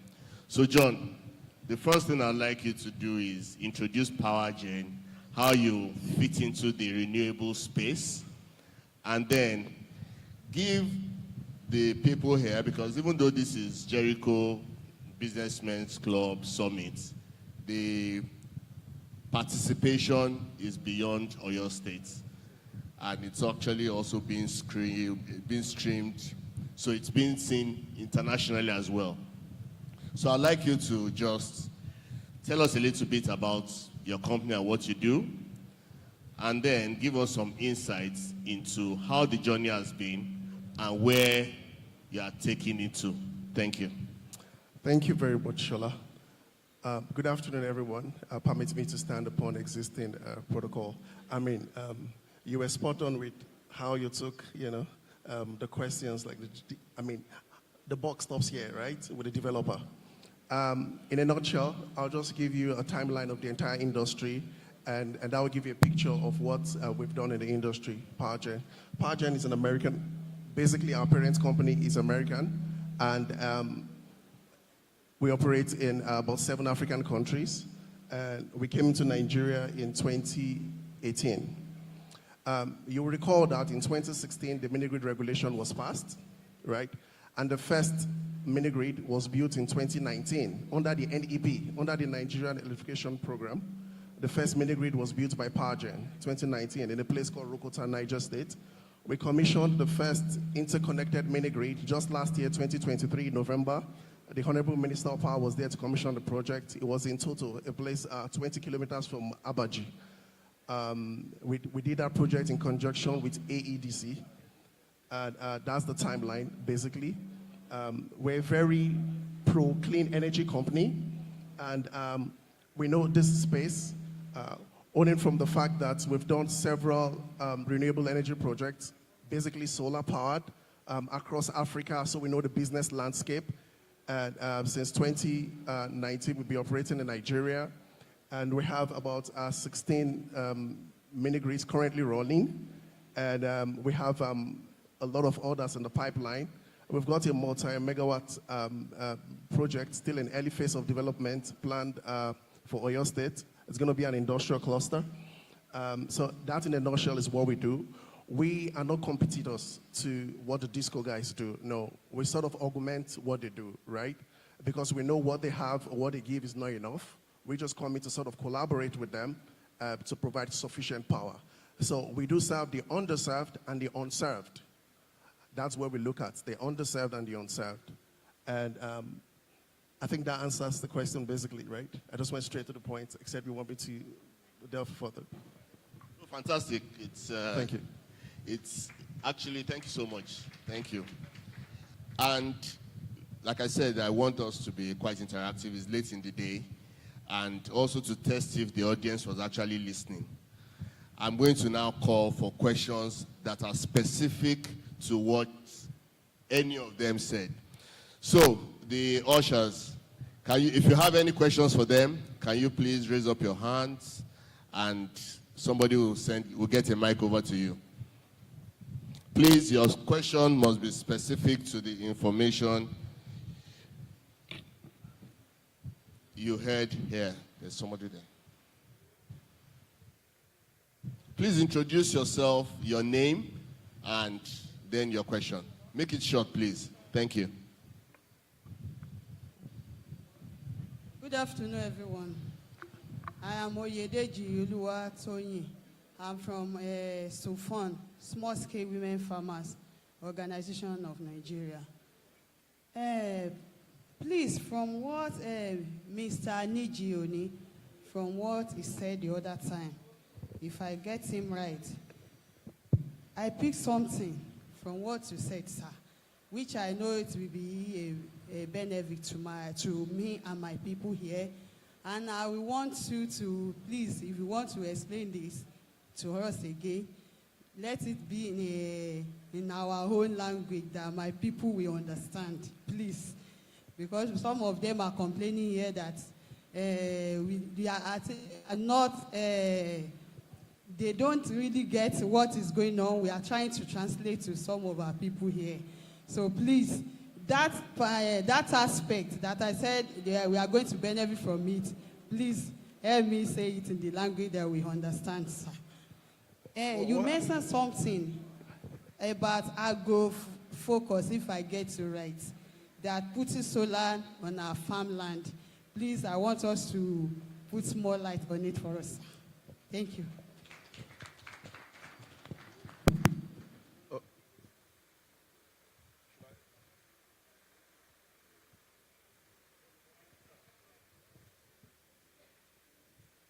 Thank you very much. My name is Folashade Adeboyejo. I lecture at the Department of Food Technology, University of Ibadan. My question is directed to Ms. Abimbola. It's a pity the Commissioner for Energy in Oyo State has left. My question and comment is about powering small-scale industrial development in Oyo State. Taking the case of the Technology Incubation Center as a case study. I want to ask, ma'am, what is your organization doing, probably in terms of partnering with the state government in helping with energy source for small-scale industrialists? I happen to be on the technical advisory committee of the incubation center in Oyo State. And I know that the major issue that most of these small-scale companies have using the center is energy. So I would have loved to, the commissioner to hear this, that center needs help in terms of energy, particularly if renewable energy can be provided. You know, it's a pity that I think Oyo State is not doing so much in helping that, because other states partners with the federal government to help these centers, and it has really spurred development in some other states, Lagos, for example. So, ma'am, what is UNIDO? UNIDO's role probably in partnering with state governments to power these small-scale incubation centers? Thank you.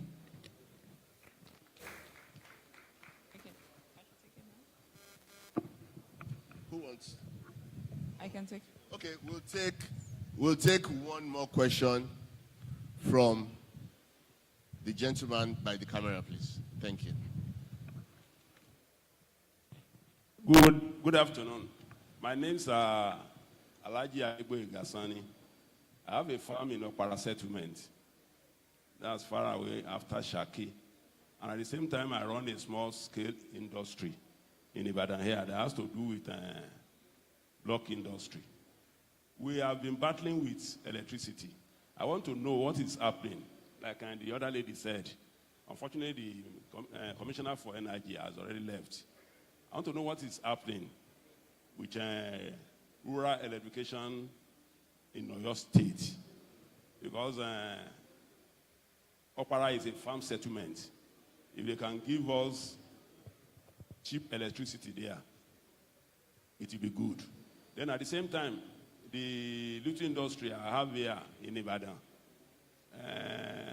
they said I have to buy my own transformer. Because where the industry is, the people in the area said I cannot put that machine on their transformer.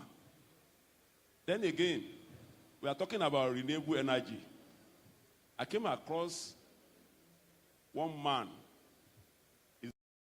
He's a Korean man. He's the one powering the whole of Cambodia today. And he powered Cambodia from the ox of rice. Ox of rice. He generates fertilizer from rice and electricity. I've been trying to get across to government so that if I can bring him down here and use my farm to kickstart it. Then again, there was a time I went to Katsina. I was coming back in Kankara, which is along the road. I saw a large farm that has wind energy. I don't think that one is happening around the southern zone. Thank you. Thank you. Thank you, everybody. So, who wants to go first? Okay. Okay. Niji, thank you. Okay. Good afternoon again. Let me first start by saying that I'm a farmer lawyer, so I really understand how to come down as low as possible if you want me to. I'm willing to do that even beyond this to explain. So I'm a farmer lawyer, and beyond the suit and tie that you might see from the picture. But yes, what do we mean by agrovoltaics? And I will try as much as possible to explain it as the best I can. And first is that we've had, from the panelists, discussed about installing solar panel. So look at the solar panels that you see in people's home, where they are installing it on their respective roof. Now, rather than installing it on their roof, what they are doing is that they are coming to install it on your farmland. Now, they can actually install it over your crops. That's what's called the agrovoltaics. So it's a combination of the solar panel over your crops. Now, you will agree with me that some of your crops, they actually don't need so much sunlight. Maybe some of them, I can't think of an example right now, but some of them don't need more than 5-hour sunlight, or some of them just need some sort of, and now we're in December, the soil is always going to be very, very hot and dry. So with the agrovoltaics, what it's doing for you is that it's preventing the soil from direct sunlight on the soil itself. So that way, you can have all year round, possibly all year round harvest on those seasonal crops, 1. 2, just like Sir said here that you don't have light in the rural area. I mean, for us, for example, I haven't visited farmlands in Shaki and Tede. We know that electricity can be a problem at the rural area. So in generating that from the solar panel that is then done, then you're now generating energy. Now that will now be, part of it can now be given to you for your own storage. Because the reason why most of your agro products are always spoiling post-harvest is because you don't have the right place to store them. So with the right solar panel installed, allowing them to install it on your farmland, the power that they are generating, they would be able to give part of that to you to be able to store some of your agro produce before transmitting it or distributing it to other parts. That way, you are able to keep your agro produce. You are able to keep your agro produce to last longer. So that, and again, to finally add, as a way you can continue to contribute to them also too, is that no matter how much you harvest, there will always be some element of waste. A simple example is banana stem. Once you harvest it, that banana stem goes to waste. It can actually be used again to regenerate some sort of energy. So I hope I've been able to answer the question.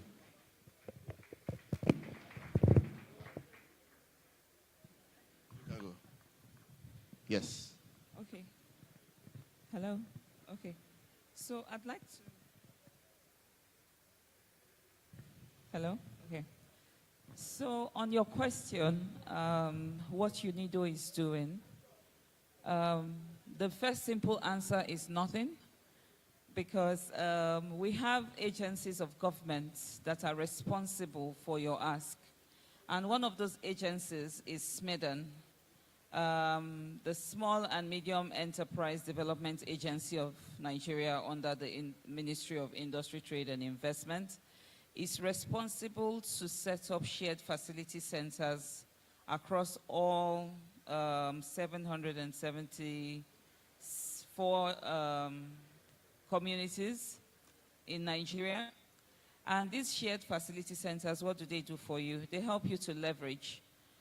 You don't have to, you cannot, like the minister gave an example about the University of Abuja Power, and somebody alluded to the fact that there was excess, I think Erabot spoke to the excess capacity where you don't need all that. Probably if it was maybe they did an energy audit, they would have understood exactly what amount of power they need. Now, let me bring that to shared facilities. Within shared facilities, you don't have to have your own power source. You don't have to have your processing machines. You don't have to liaise with OEMs, which are original equipment manufacturers. Most of shared facilities are supposed to be equipped with electricity, which is the major contributor to OPEX for SMEs, and then the different types of facilities from processing to packaging to branding, and then even the logistics, right? Those shared facility centers are also supposed to be offtake centers where the market actually would come there to pick up whatever it is that you have done. So they are market responsive centers as well. So SMEDAN is supposed to be providing that. I don't know if you've been in touch with SMEDAN to look at what they are doing. Now, in the case where probably it's not sufficient, you can reach out to us. We have probably over 200 SMEs that may be in the agro-processing space that are doing something. Some of them may be in Oyo State. The private sector and the SMEs, there's power in your hands to transform what it is that you're doing, and you can control your own narrative. You don't have to leave it to chance, right? And the way to do that is you look to people that are doing almost the same thing as you are, or probably if you're looking at it in terms of your production, what exactly is their supply chain? Or you look at the respective value chains. There may be people that are using the same raw materials as you, or probably the same energy source as you, or maybe similar things, and you can join forces together with other SMEs to procure together, right? So you do like an integrated supply chain, and then you also find somewhere where you can co-locate to do what it is that you're doing, where there's shared costs and shared resources. And that way it drives your costs down as well. So it's pretty much economies of scale. And what we can do about this is maybe we can link you up with other SMEs in that area that you can collaborate with to drive your costs down and to increase your production, and most importantly, to increase your profit margins. Thank you. Maybe I can take a stab at Alhaji Sani's problem. And I must applaud his experience around Nigeria to have gone all the way to Katsina to see those wind farms. Now, you had three dimensions that you touched on. Your bricklaying facility in Ibadan, the farm settlement energy need, and also renewable energy, wind, biofuels from rice. Now, what you just spelled out is something that was mentioned by, I think, Ms. Joseph. There's a need for your state to do an integrated resource plan. What are the energy resources available and where? Certainly in Oyo State, solar yields are very high, right? And so anywhere in Oyo State, you put a solar panel with about 30% efficiency, you can probably generate per square meter about maybe two kilowatts, right? Now, but specifically, what I think you should do, there are programs by the banks, First Bank, FCMB, Sterling Bank, that allows you to acquire solar solutions and pay over a period of time, right? So I think if you approach your bank and say, look, I have an energy requirement in my bricklaying farm, or bricklaying facility, or in the farm, they should be able to give you a facility that allows someone to come and install, measure your energy need. In the brick lane, is it 500 kV they're using, is it 100 kV? And they can install 100 kV plus something solar battery that you will use during the day. I'm sure you're only operating during the day for bricklaying, right? And that's perfect for the sun to take care of that need and take you off the grid and don't have to buy a transformer. The cost of buying a transformer and a generator will probably be higher than a solar solution. For your farm, I want to encourage you to set up a cooperative. Now, with a cooperative, you now are able, from a financing perspective, to aggregate the demand, right? And be able to approach the Ministry of Energy, the banks, or Power Gen here, and say, look, in this farm, aggregated as a cooperative, we have purchasing power, we are a group, we are structured, we're able to partner with you, right?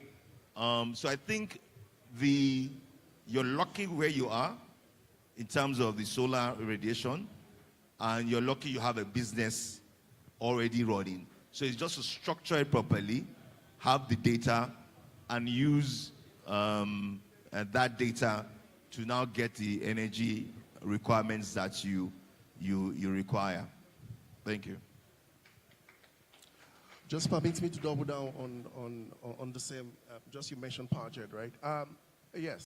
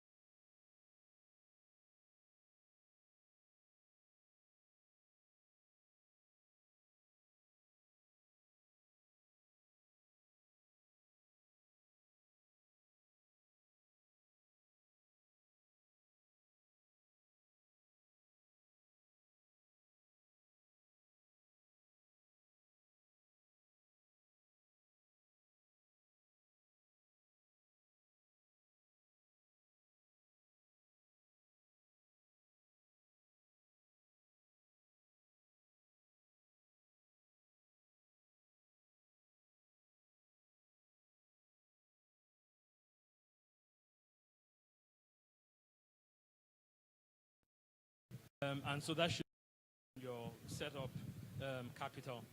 And in considering the energy needs that you would have in that place, it's very, very important to consider a lot of options. For some reason, in Nigeria, we're all just conditioned to, we're going to have a generator. It's going to be a petrol generator. It's going to be a diesel generator. And sometimes there are options. So even in some places where you might not have the best insulation, best solar resources, right? There are these vertical axis wind turbines that can be effective even at relatively low speeds. And then in terms of what Oyo State, because I think Alaji also asked what Oyo State can do and should be doing with farm settlements. If we have farm settlements, and going back to my first point, if we're having a farm settlement, this is a place that has been designated to bring people together, to bring farmers, agriculture. Energy should have been part of the mix. If it wasn't, it should be a consideration now. And there are many ways to go about it. One of the ways to go about it is to go the way of the likes of power gen, who are developers who can actually even come and construct a mini grid in that place, right? If it's a cluster, if it's of sufficient size and sufficient demand, right?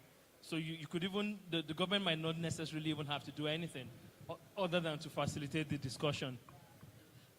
So that's one of the options. I'll give a test case of one of Olon's investees companies. It's a company called Mobile Power. And what they do, I went to one of their sites in Ido. So that's on the way to Erua. And what they do is they have what they call hubs. And they would have solar panels there. And they have their own batteries. And then they charge the solar panels. And then they let it out. They let it out on a daily basis. So a barbing salon will come and take battery and they'll use it for that day. But then I saw more substantive uses and more substantial uses. So for example, people who are processing cassava and grinding the lubo, they're able to actually come and take those batteries and use it to run their grinding machine in a completely rural context. So I think the intentionality about, I think if there's any key takeaway, I would say the intentionality about designing energy into every activity that we want to do, especially those kind of agricultural activities, would be that takeaway. Thank you, everybody. I'd like to appreciate all our panelists today. There is someone that has been trying to ask a question. Please see me after. We've run out of time, so I'd like to say that I got your question here, and we'll have a conversation about it. So I'm going to be right there after this panel session is over. Please come over to me, and then we'll have a conversation. So on behalf of the organizers, I'd like to say thank you to all our panelists, and I do hope that the audience had a good time and learned new, interesting things from them. Thank you so much.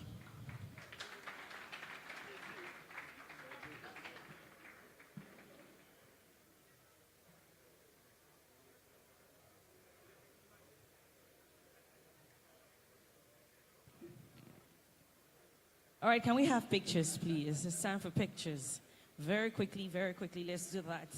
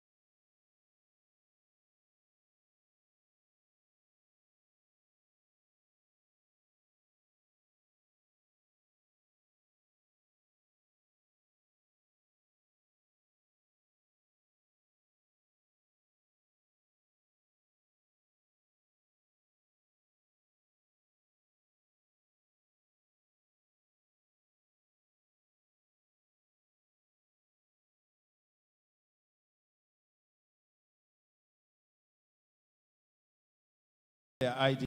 Out of those 10, the judges have arrived at 10 finalists. But before the judges come up here to announce to arrive at the 3 finalists, before they come to present the 3 finalists, I would like to invite the country manager for UNIDO, Ms. Bimbola Olufore Wycliffe, to please come and talk to us from their perspective on the Youth Innovation Challenge very quickly. Then we'll invite the judges who are still present to come and announce with their own mouths, no influence. They decided after the 10 teams made their presentations yesterday on the final 3. Please. All right, please, can we welcome her, please, very quickly. Thank you very much. So, thank you very much.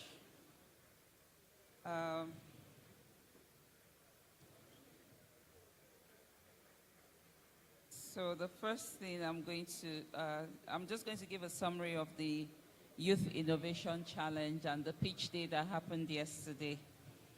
The Youth Innovation Challenge is a transformative initiative designed to foster innovation and empower the young entrepreneurs here in the southwest region of Nigeria to ideate and also grow these ideas into commercial businesses. The important thing about the solutions or the commercial businesses they are creating is that they have an impact and they are able to elevate the economic situation of not just the founders or entrepreneurs themselves, but of businesses and the people around them. So this was organized by the Jericho Business Club and powered by several partners, of which UNIDO Investments and Technology Promotion Office is one of them. And the entire aim is to address the critical global challenge through groundbreaking ideas in 5 thematic areas: power generation, clean energy, renewable energy, energy conservation, rural electrification, I think I see 6 areas, and then clean cooking technologies. The challenge actually attracted 59 applicants, and they underwent a rigorous selection process to identify the most promising ideas. The pool was narrowed to 20 semi-finalists and then to 10 finalists who presented their innovative solutions to a panel of judges yesterday. The top 3 winners will be receiving cash prizes. The first place cash prize is 2.5 million naira. Second place is 1.5 million naira, and the third place is 1 million naira. Additionally, the winners will gain access to a startup incubator and mentorship program designed to refine their ideas and accelerate their journey towards implementation and impact. So that is all for the introduction of what happened yesterday. I'll pass the mic back to the president for the next step. Thank you.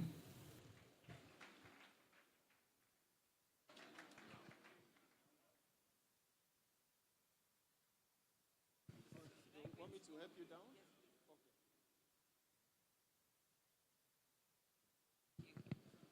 Okay. Can I have a list of the different groups?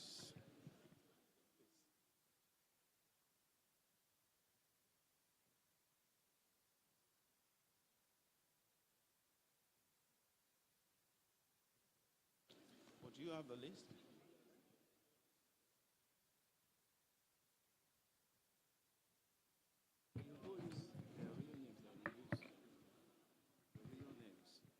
Okay, so the 10 that we received yesterday, the 10 different teams, we had Sompod. Please, Sompod, if you are here, please come out. Sompod, please come out for recognition. Soak and Gas, please come out. Pemnia Wellness, please come out. Smokeless bricks, please come out for recognition. Smokeless bricks. Echo Charge EMS. Echo Charge EMS. I think we just stay here. Moon Innovations. Moon Innovations. Works Renewable Energy. Works Renewable Energy. Recool. Recool. TY Dami Energy Resources. And IGO Technologies Limited. IGO Technologies Limited. All right, quick.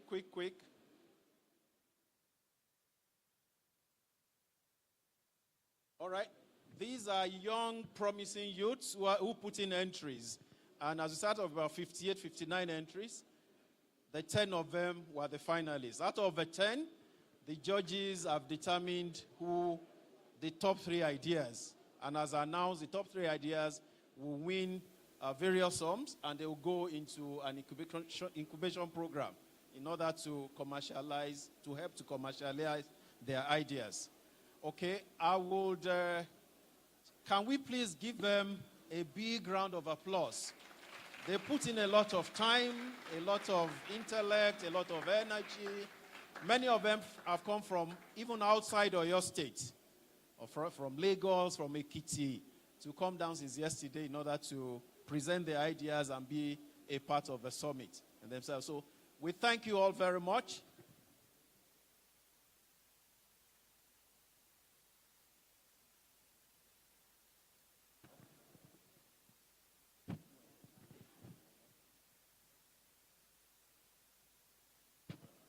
All right. May I invite the judges, please? The judges from the presentation, for the presentations yesterday. The judges, please come forward.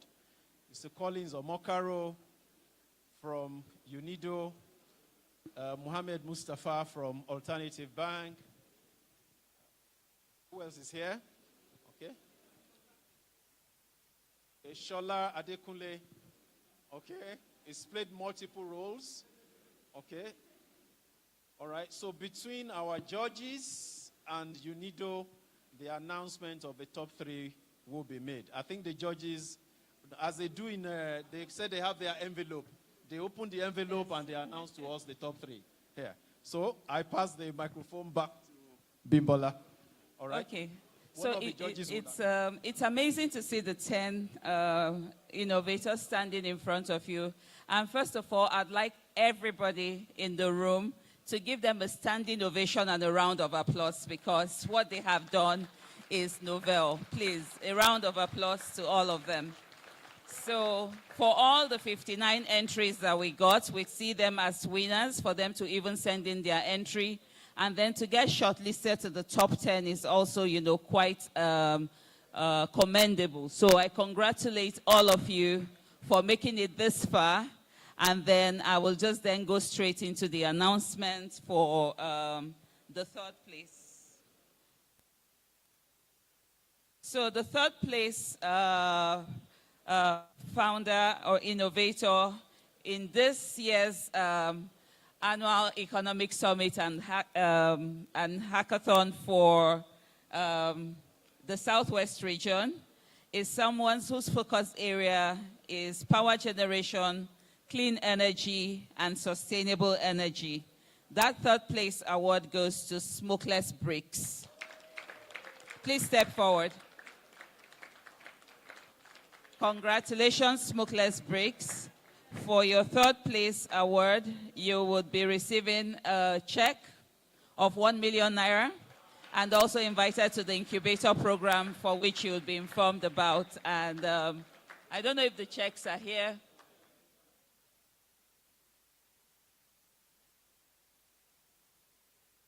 A round of applause for them, please. Chief. I would like to invite Chief Oyero to come and present this check. A round of applause for Chief as he steps forward.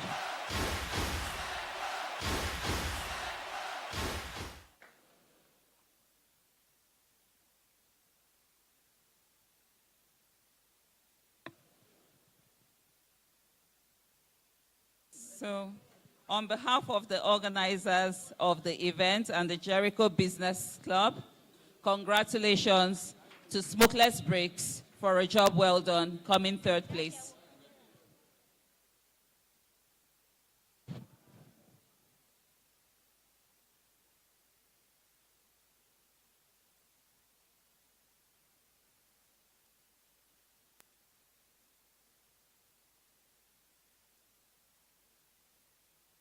Well done. Please step back. Yes. Can the president join in the picture taking and the presentation of the... Okay, and chairman.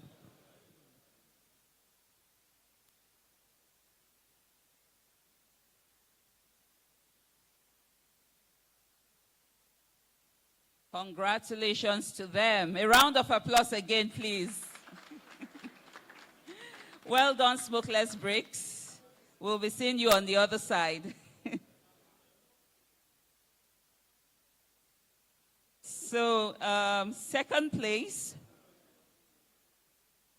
is a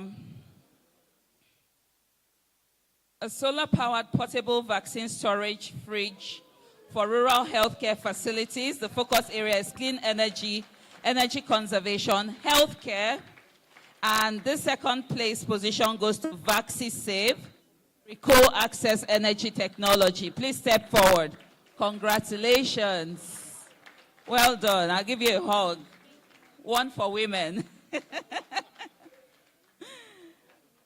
Congratulations, Recall. Please hold the check too. And she gets a check for 1.5 million naira and also progressing onto an incubation program. Congratulations. And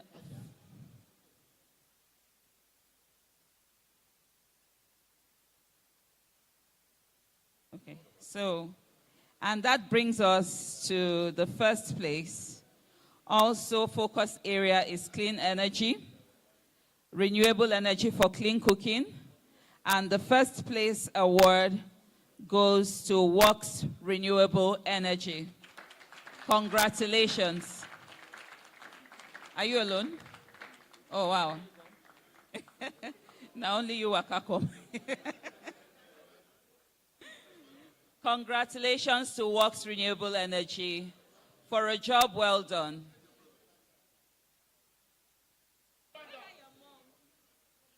The twin brother, please bring yourself forward. Well done.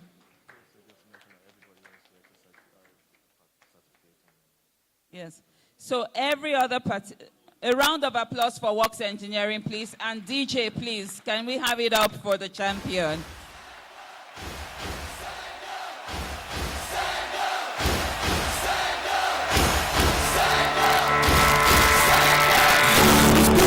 To be the best, number one and nothing less.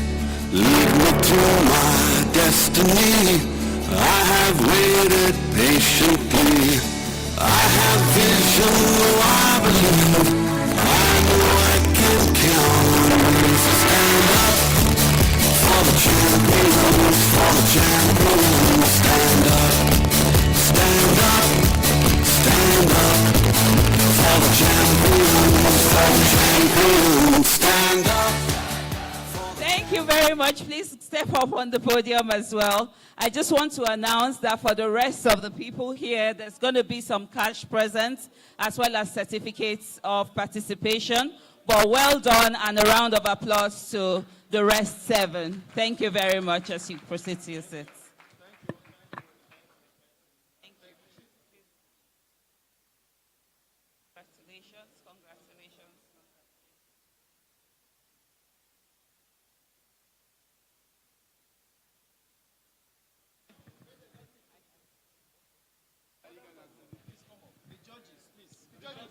Judges, please come up with a picture with the winners.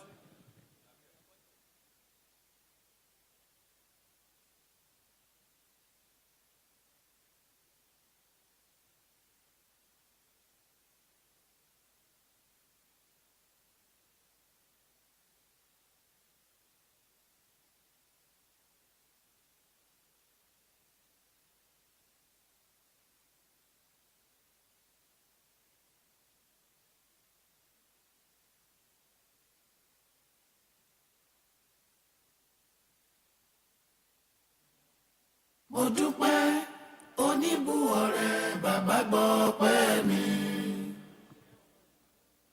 Appreciation mo dúpẹ́ oníbùwọ̀rẹ́ bàbá gbọ́ pẹ́ mi.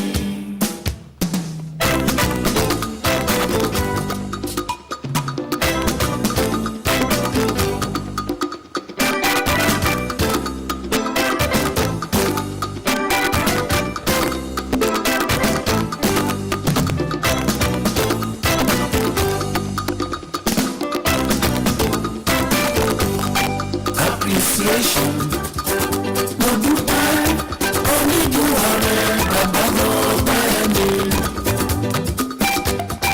Appreciation mo dúpẹ́ oníbùwọ̀rẹ́ bàbá gbọ́ pẹ́ mi. Once again, congratulations to the winners. I mean, our youths are definitely not playing. This is so beautiful to see.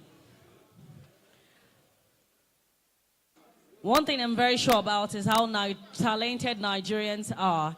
And this is just a display of that today. And we're so privileged to have this wonderful talent grace this stage and have the opportunity of showcasing a platform where they can showcase their talent. Big shout out to the Jericho businessmen for the wonderful opportunity. All right, I would need everybody to settle down as we go through the last phase of this event today. I know there's so many picture moments going on right now. All right, let's gradually settle down.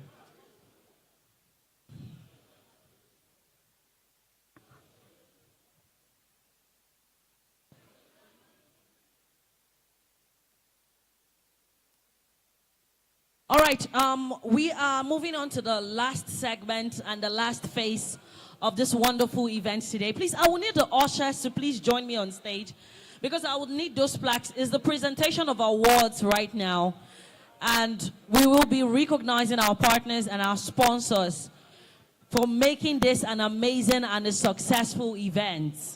All right, I would also like to crave the indulgence of Oba Kola Daisi, as he's going to be presenting these awards to our partners and sponsor. Kabiesio, thank you so much, sir. Please, I need an usher to please bring one of the plaques as we present this to our sponsors. The first partner we're going to be presenting an award to today is Unido. Unido. Please, let's jam our hands together for them.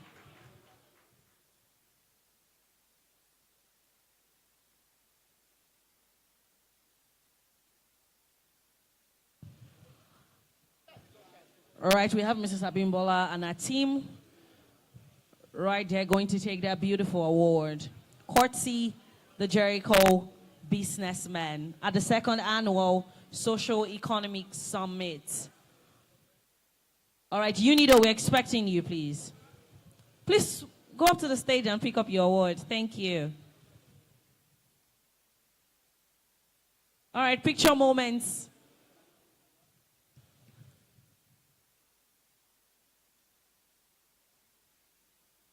Thank you. Let's make sure we're very, very, very fast with that one.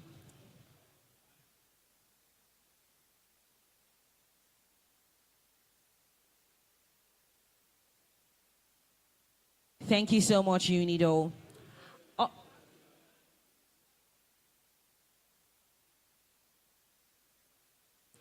All right.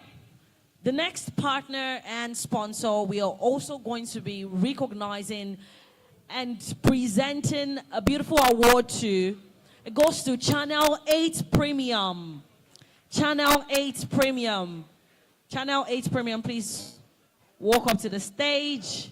And thank you so much. We appreciate you. Thank you for making this event a success. Channel 8 Premium. We need a representative from Channel 8 Premium. All right, thank you. Okay.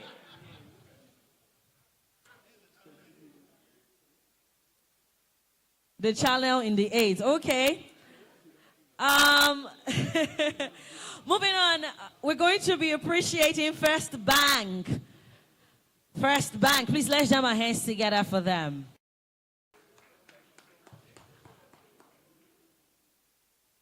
That's my bank, by the way. So yes, you're doing fantastic.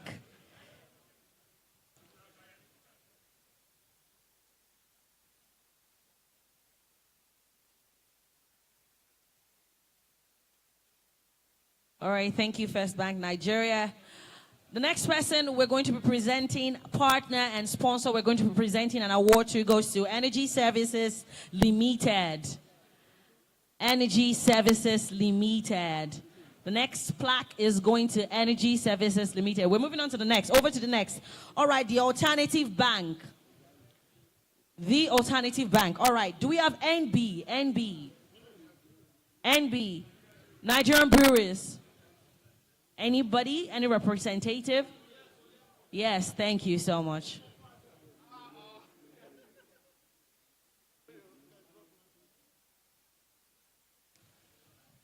DJ, can we have subtle music playing in the background, please? Thank you. All right, Nigeria Breweries, right there, taking their award for supporting and being a partner at the second annual Socio-Economic Summit. All right, the next brand we're going to be recognizing and presenting an award to goes to Tag Energy. Tag Energy.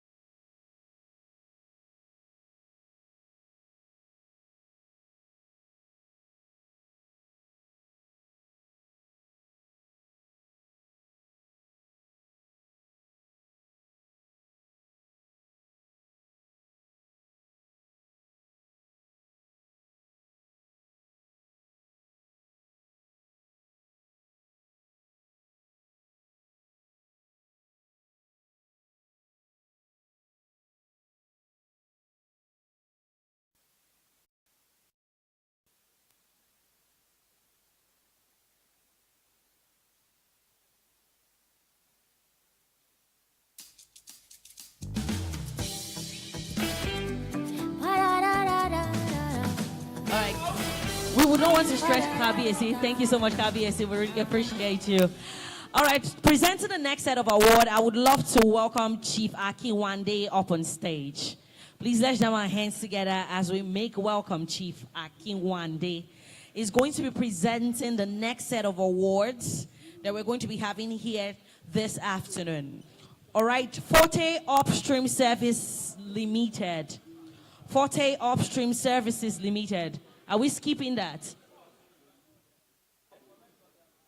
Okay, all right.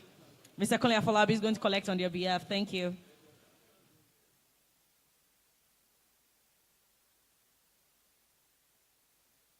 All right, that's a plaque going to Forte Upstream Services Limited at the second annual Socio-Economic Summit by the Jericho businessmen. All right. The next award is going to Voltron Capital. Voltron Capital. Voltron Capital. Do we have a representative from Voltron? Voltron Capital. Not here. All right. First Registrars and Investor Services. First Registrars and Investor Services. Any representative? All right. So, ladies and gentlemen, the next award is going to First Registrars and Investor Services. DJ, can we have subtle music, please?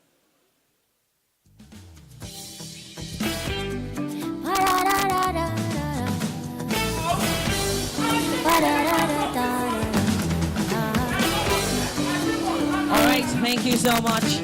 The next award is going to Alon Energy Innovations. Alon Energy Innovations. Do we have a representative? Alon Energy Innovations. All on. Okay, all on. I beg your pardon. All on. All on Energy Innovations.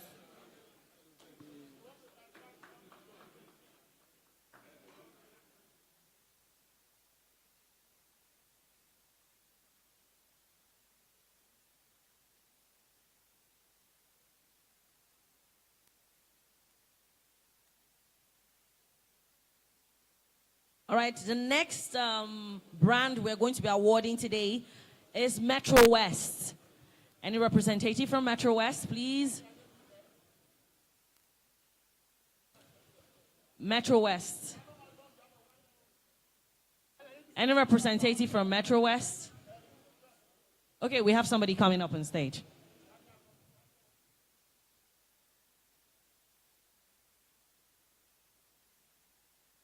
All right, DJ Socio music. Masu now. He's sleeping.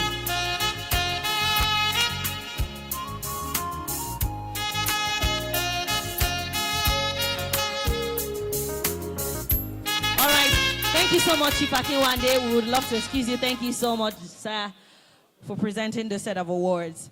All right, DJ, do you have Davido's song? Do you have any Davido song? Can you play it? Because the person I'm going to be inviting to present the next set of award happens to be the 001 of JBC. All right, Chief Shola Doye. Please let's jam our hands together for the 001.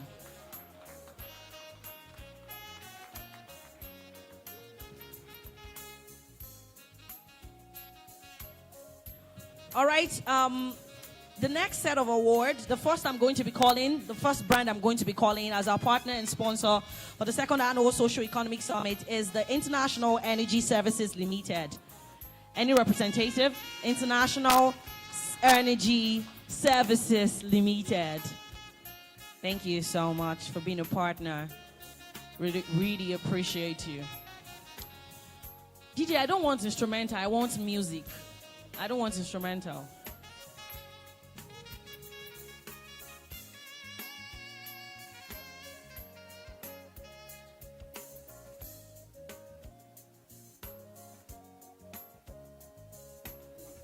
All right, Structured Resource Business Limited is the next brand we're going to be presenting an award to. Do we have a representative? Structured Resource Business Limited. All right, fantastic.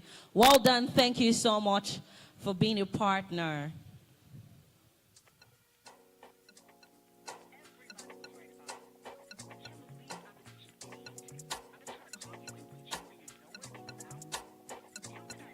All right, so is this Trexem Holdings?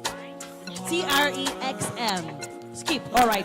Cranium Engineering. All right, Cranium Engineering. Thank you. We really appreciate you.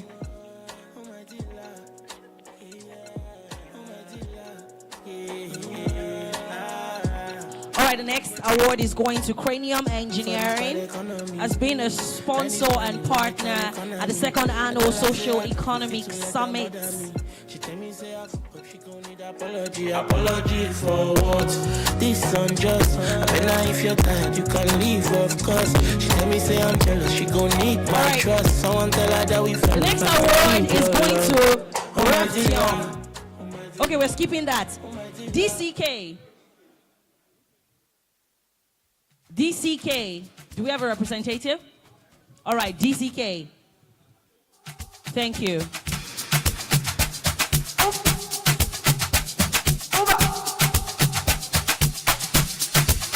I'll be on the phone, calling you tonight. I wanna make you slow, make me no divide. I don't wanna sleep alone, wanna hold you tight. But I feel my eyes, but I'll be alright. Bring it down.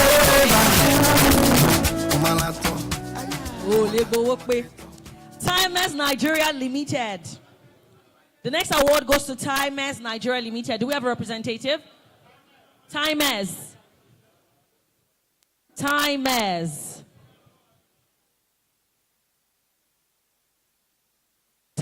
Nigeria Limited. DJ, you can increase the volume now.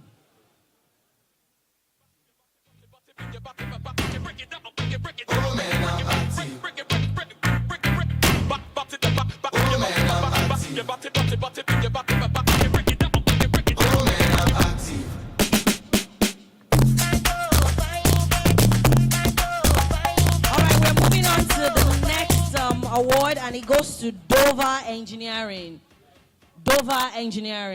Okay, ASICO. Or is it Asiko? Asiko. Okay, I'm right. Asiko. The next award goes to Asiko.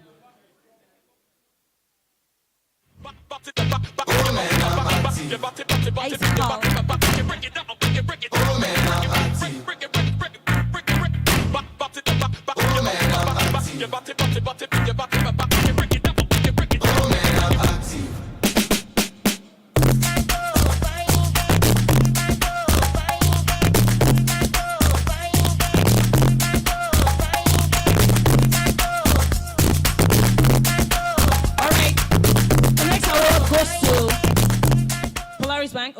Okay, thank you. All right, thank you so much, O1 Chief Shola Doye. Thank you so much for presenting those awards. All right, thank you so much.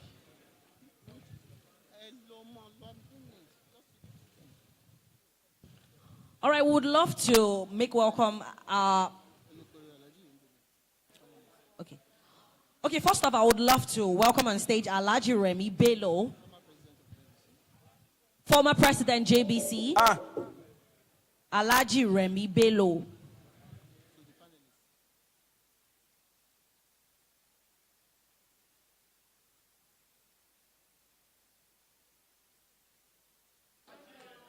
Alhaji. Thank you, sir.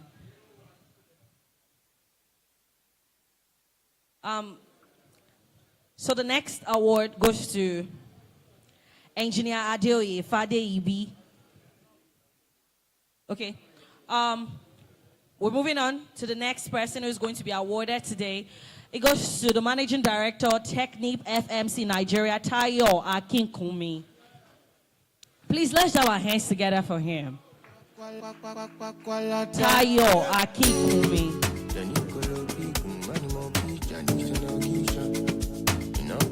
All right, he's coming up on stage. The Managing Director, Technip FMC Nigeria.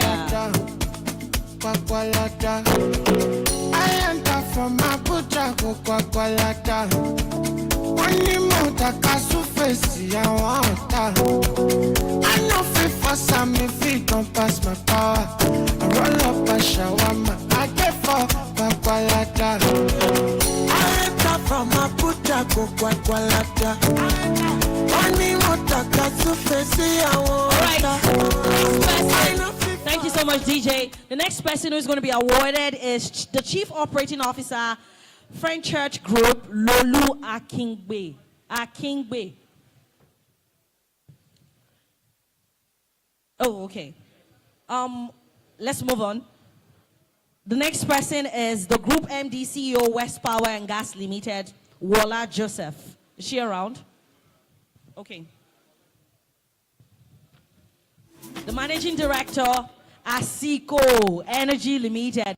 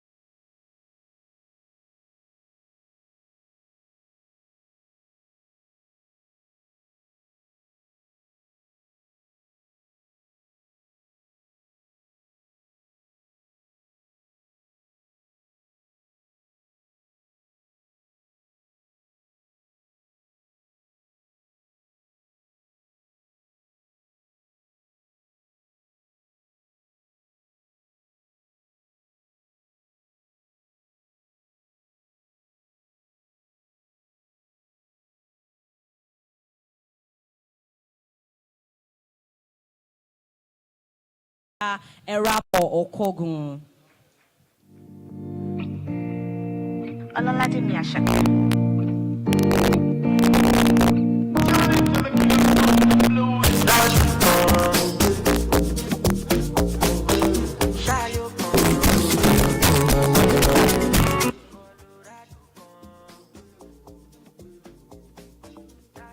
All right, we would love to thank Alhaji Bello. Thank you so much. You can have your seat, sir. Alajivelu, you can have your seat. Thank you so much, sir. All right, I would like to invite Chairman Board of Trustees to, Board of Trustees, to please come up on stage to present the next set of awards. Please, let's jam our hands together. Yes, I didn't put your name, I'm sorry. Ms. Bayo Olubemi, yes. PhD Dr. Bayo Olubemi. All right, so I'm going to be welcoming the next awardee. Happens to be the Ed Investment and Technology Promotion Office, Nigeria, ITPO, Bimbola Olufore Wycliffe. Please let's jam our hands together for her. DJ, please. Eruku pogon for the zanga. Na the music, na you give me liberty. Call it freedom, I live fuck life. Me walk on down, and I go chop till the kingdom come. I do better, do better, I do better for the now you give me the package, so make nobody come de buga. When I do titi kati, they dancing, they juice you. Oh no, oh no, oh no, oh no, oh no, oh no.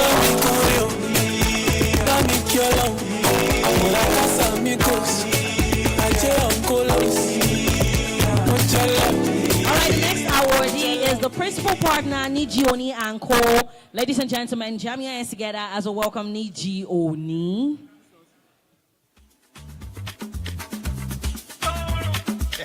Alright, the next person.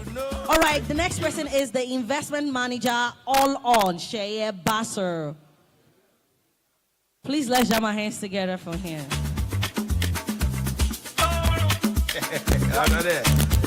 If you know, you know. But if you don't know, you know.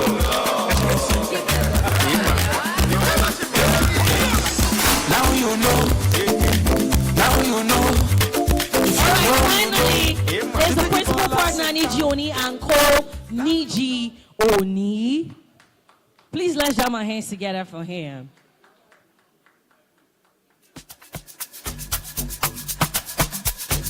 Tune in to the king of sounds and blues. All right, thank you so much. Yes, Mr. President, you can please have your seat. Thank you so much. All right, ladies and gentlemen, it's a wrap today. Second annual Socio-Economic Summit, and I'm going to be welcoming Mr. Kule Afolabi for the vote of thanks.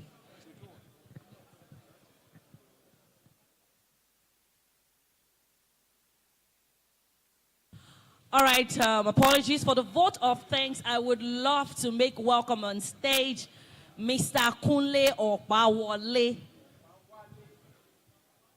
Opawale. Okay, apologies. Mr. Kunle Opawale, is he around, please? Mr. Kunle Opawale. Is Mr. Kunle Opawale around? Pàdí mi ọ̀sùn lọ, lórí ìgbà tí bá ní kò gbọ́kù lọ. Àlàyé mi sáré tẹ bọ́tì lọ. Gbogbo nǹkan kọ́ ló máa fi ń jọ̀gọ̀jọ̀. Ká lọ ṣe shopping jọ. I know they send that they job my life. 100% we dey gbá. Ladies and gentlemen, it's been a long day, and we want to thank everybody that has participated in this program. And I will start by appreciating our wonderful Kabiyesi, Oba Abiodun Koladaisi.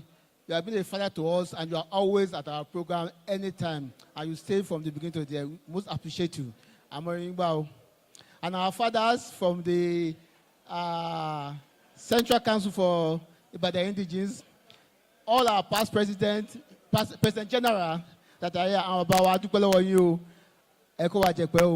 thank you for always honoring our invitation at any time. I also thank all our invited guests, right from our partners, sponsors, panelists, moderators, members of the great Jericho Businessmen Club, our youth innovators, our special guests, and everybody that has, even all our, we like to call them our consultants, event managers, and everybody that has touched to make this a wonderful occasion. We thank you very much. Most especially those who have volunteered to serve pro bono. We do appreciate you. We assure you that keep your diary closed for November 15 again next year, God willing. We'll still be here for the 3rd annual Socio-Economic Summit of Jericho Businessmen Club. We have started last year and it will continue by the grace of God. We are improving from year in next year will be special again. And I'm assure you that we have got the assurance from our sponsors that they are ready to continue and partnering with us. I wish everybody, members of the press, ladies and gentlemen, I thank you for coming. I thank you for participating. I wish you all journey mercy to our different destination. Thank you very much.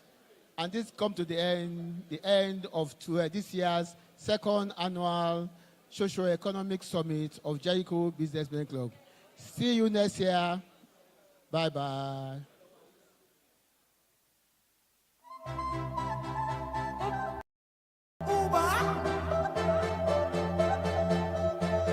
What am I saying?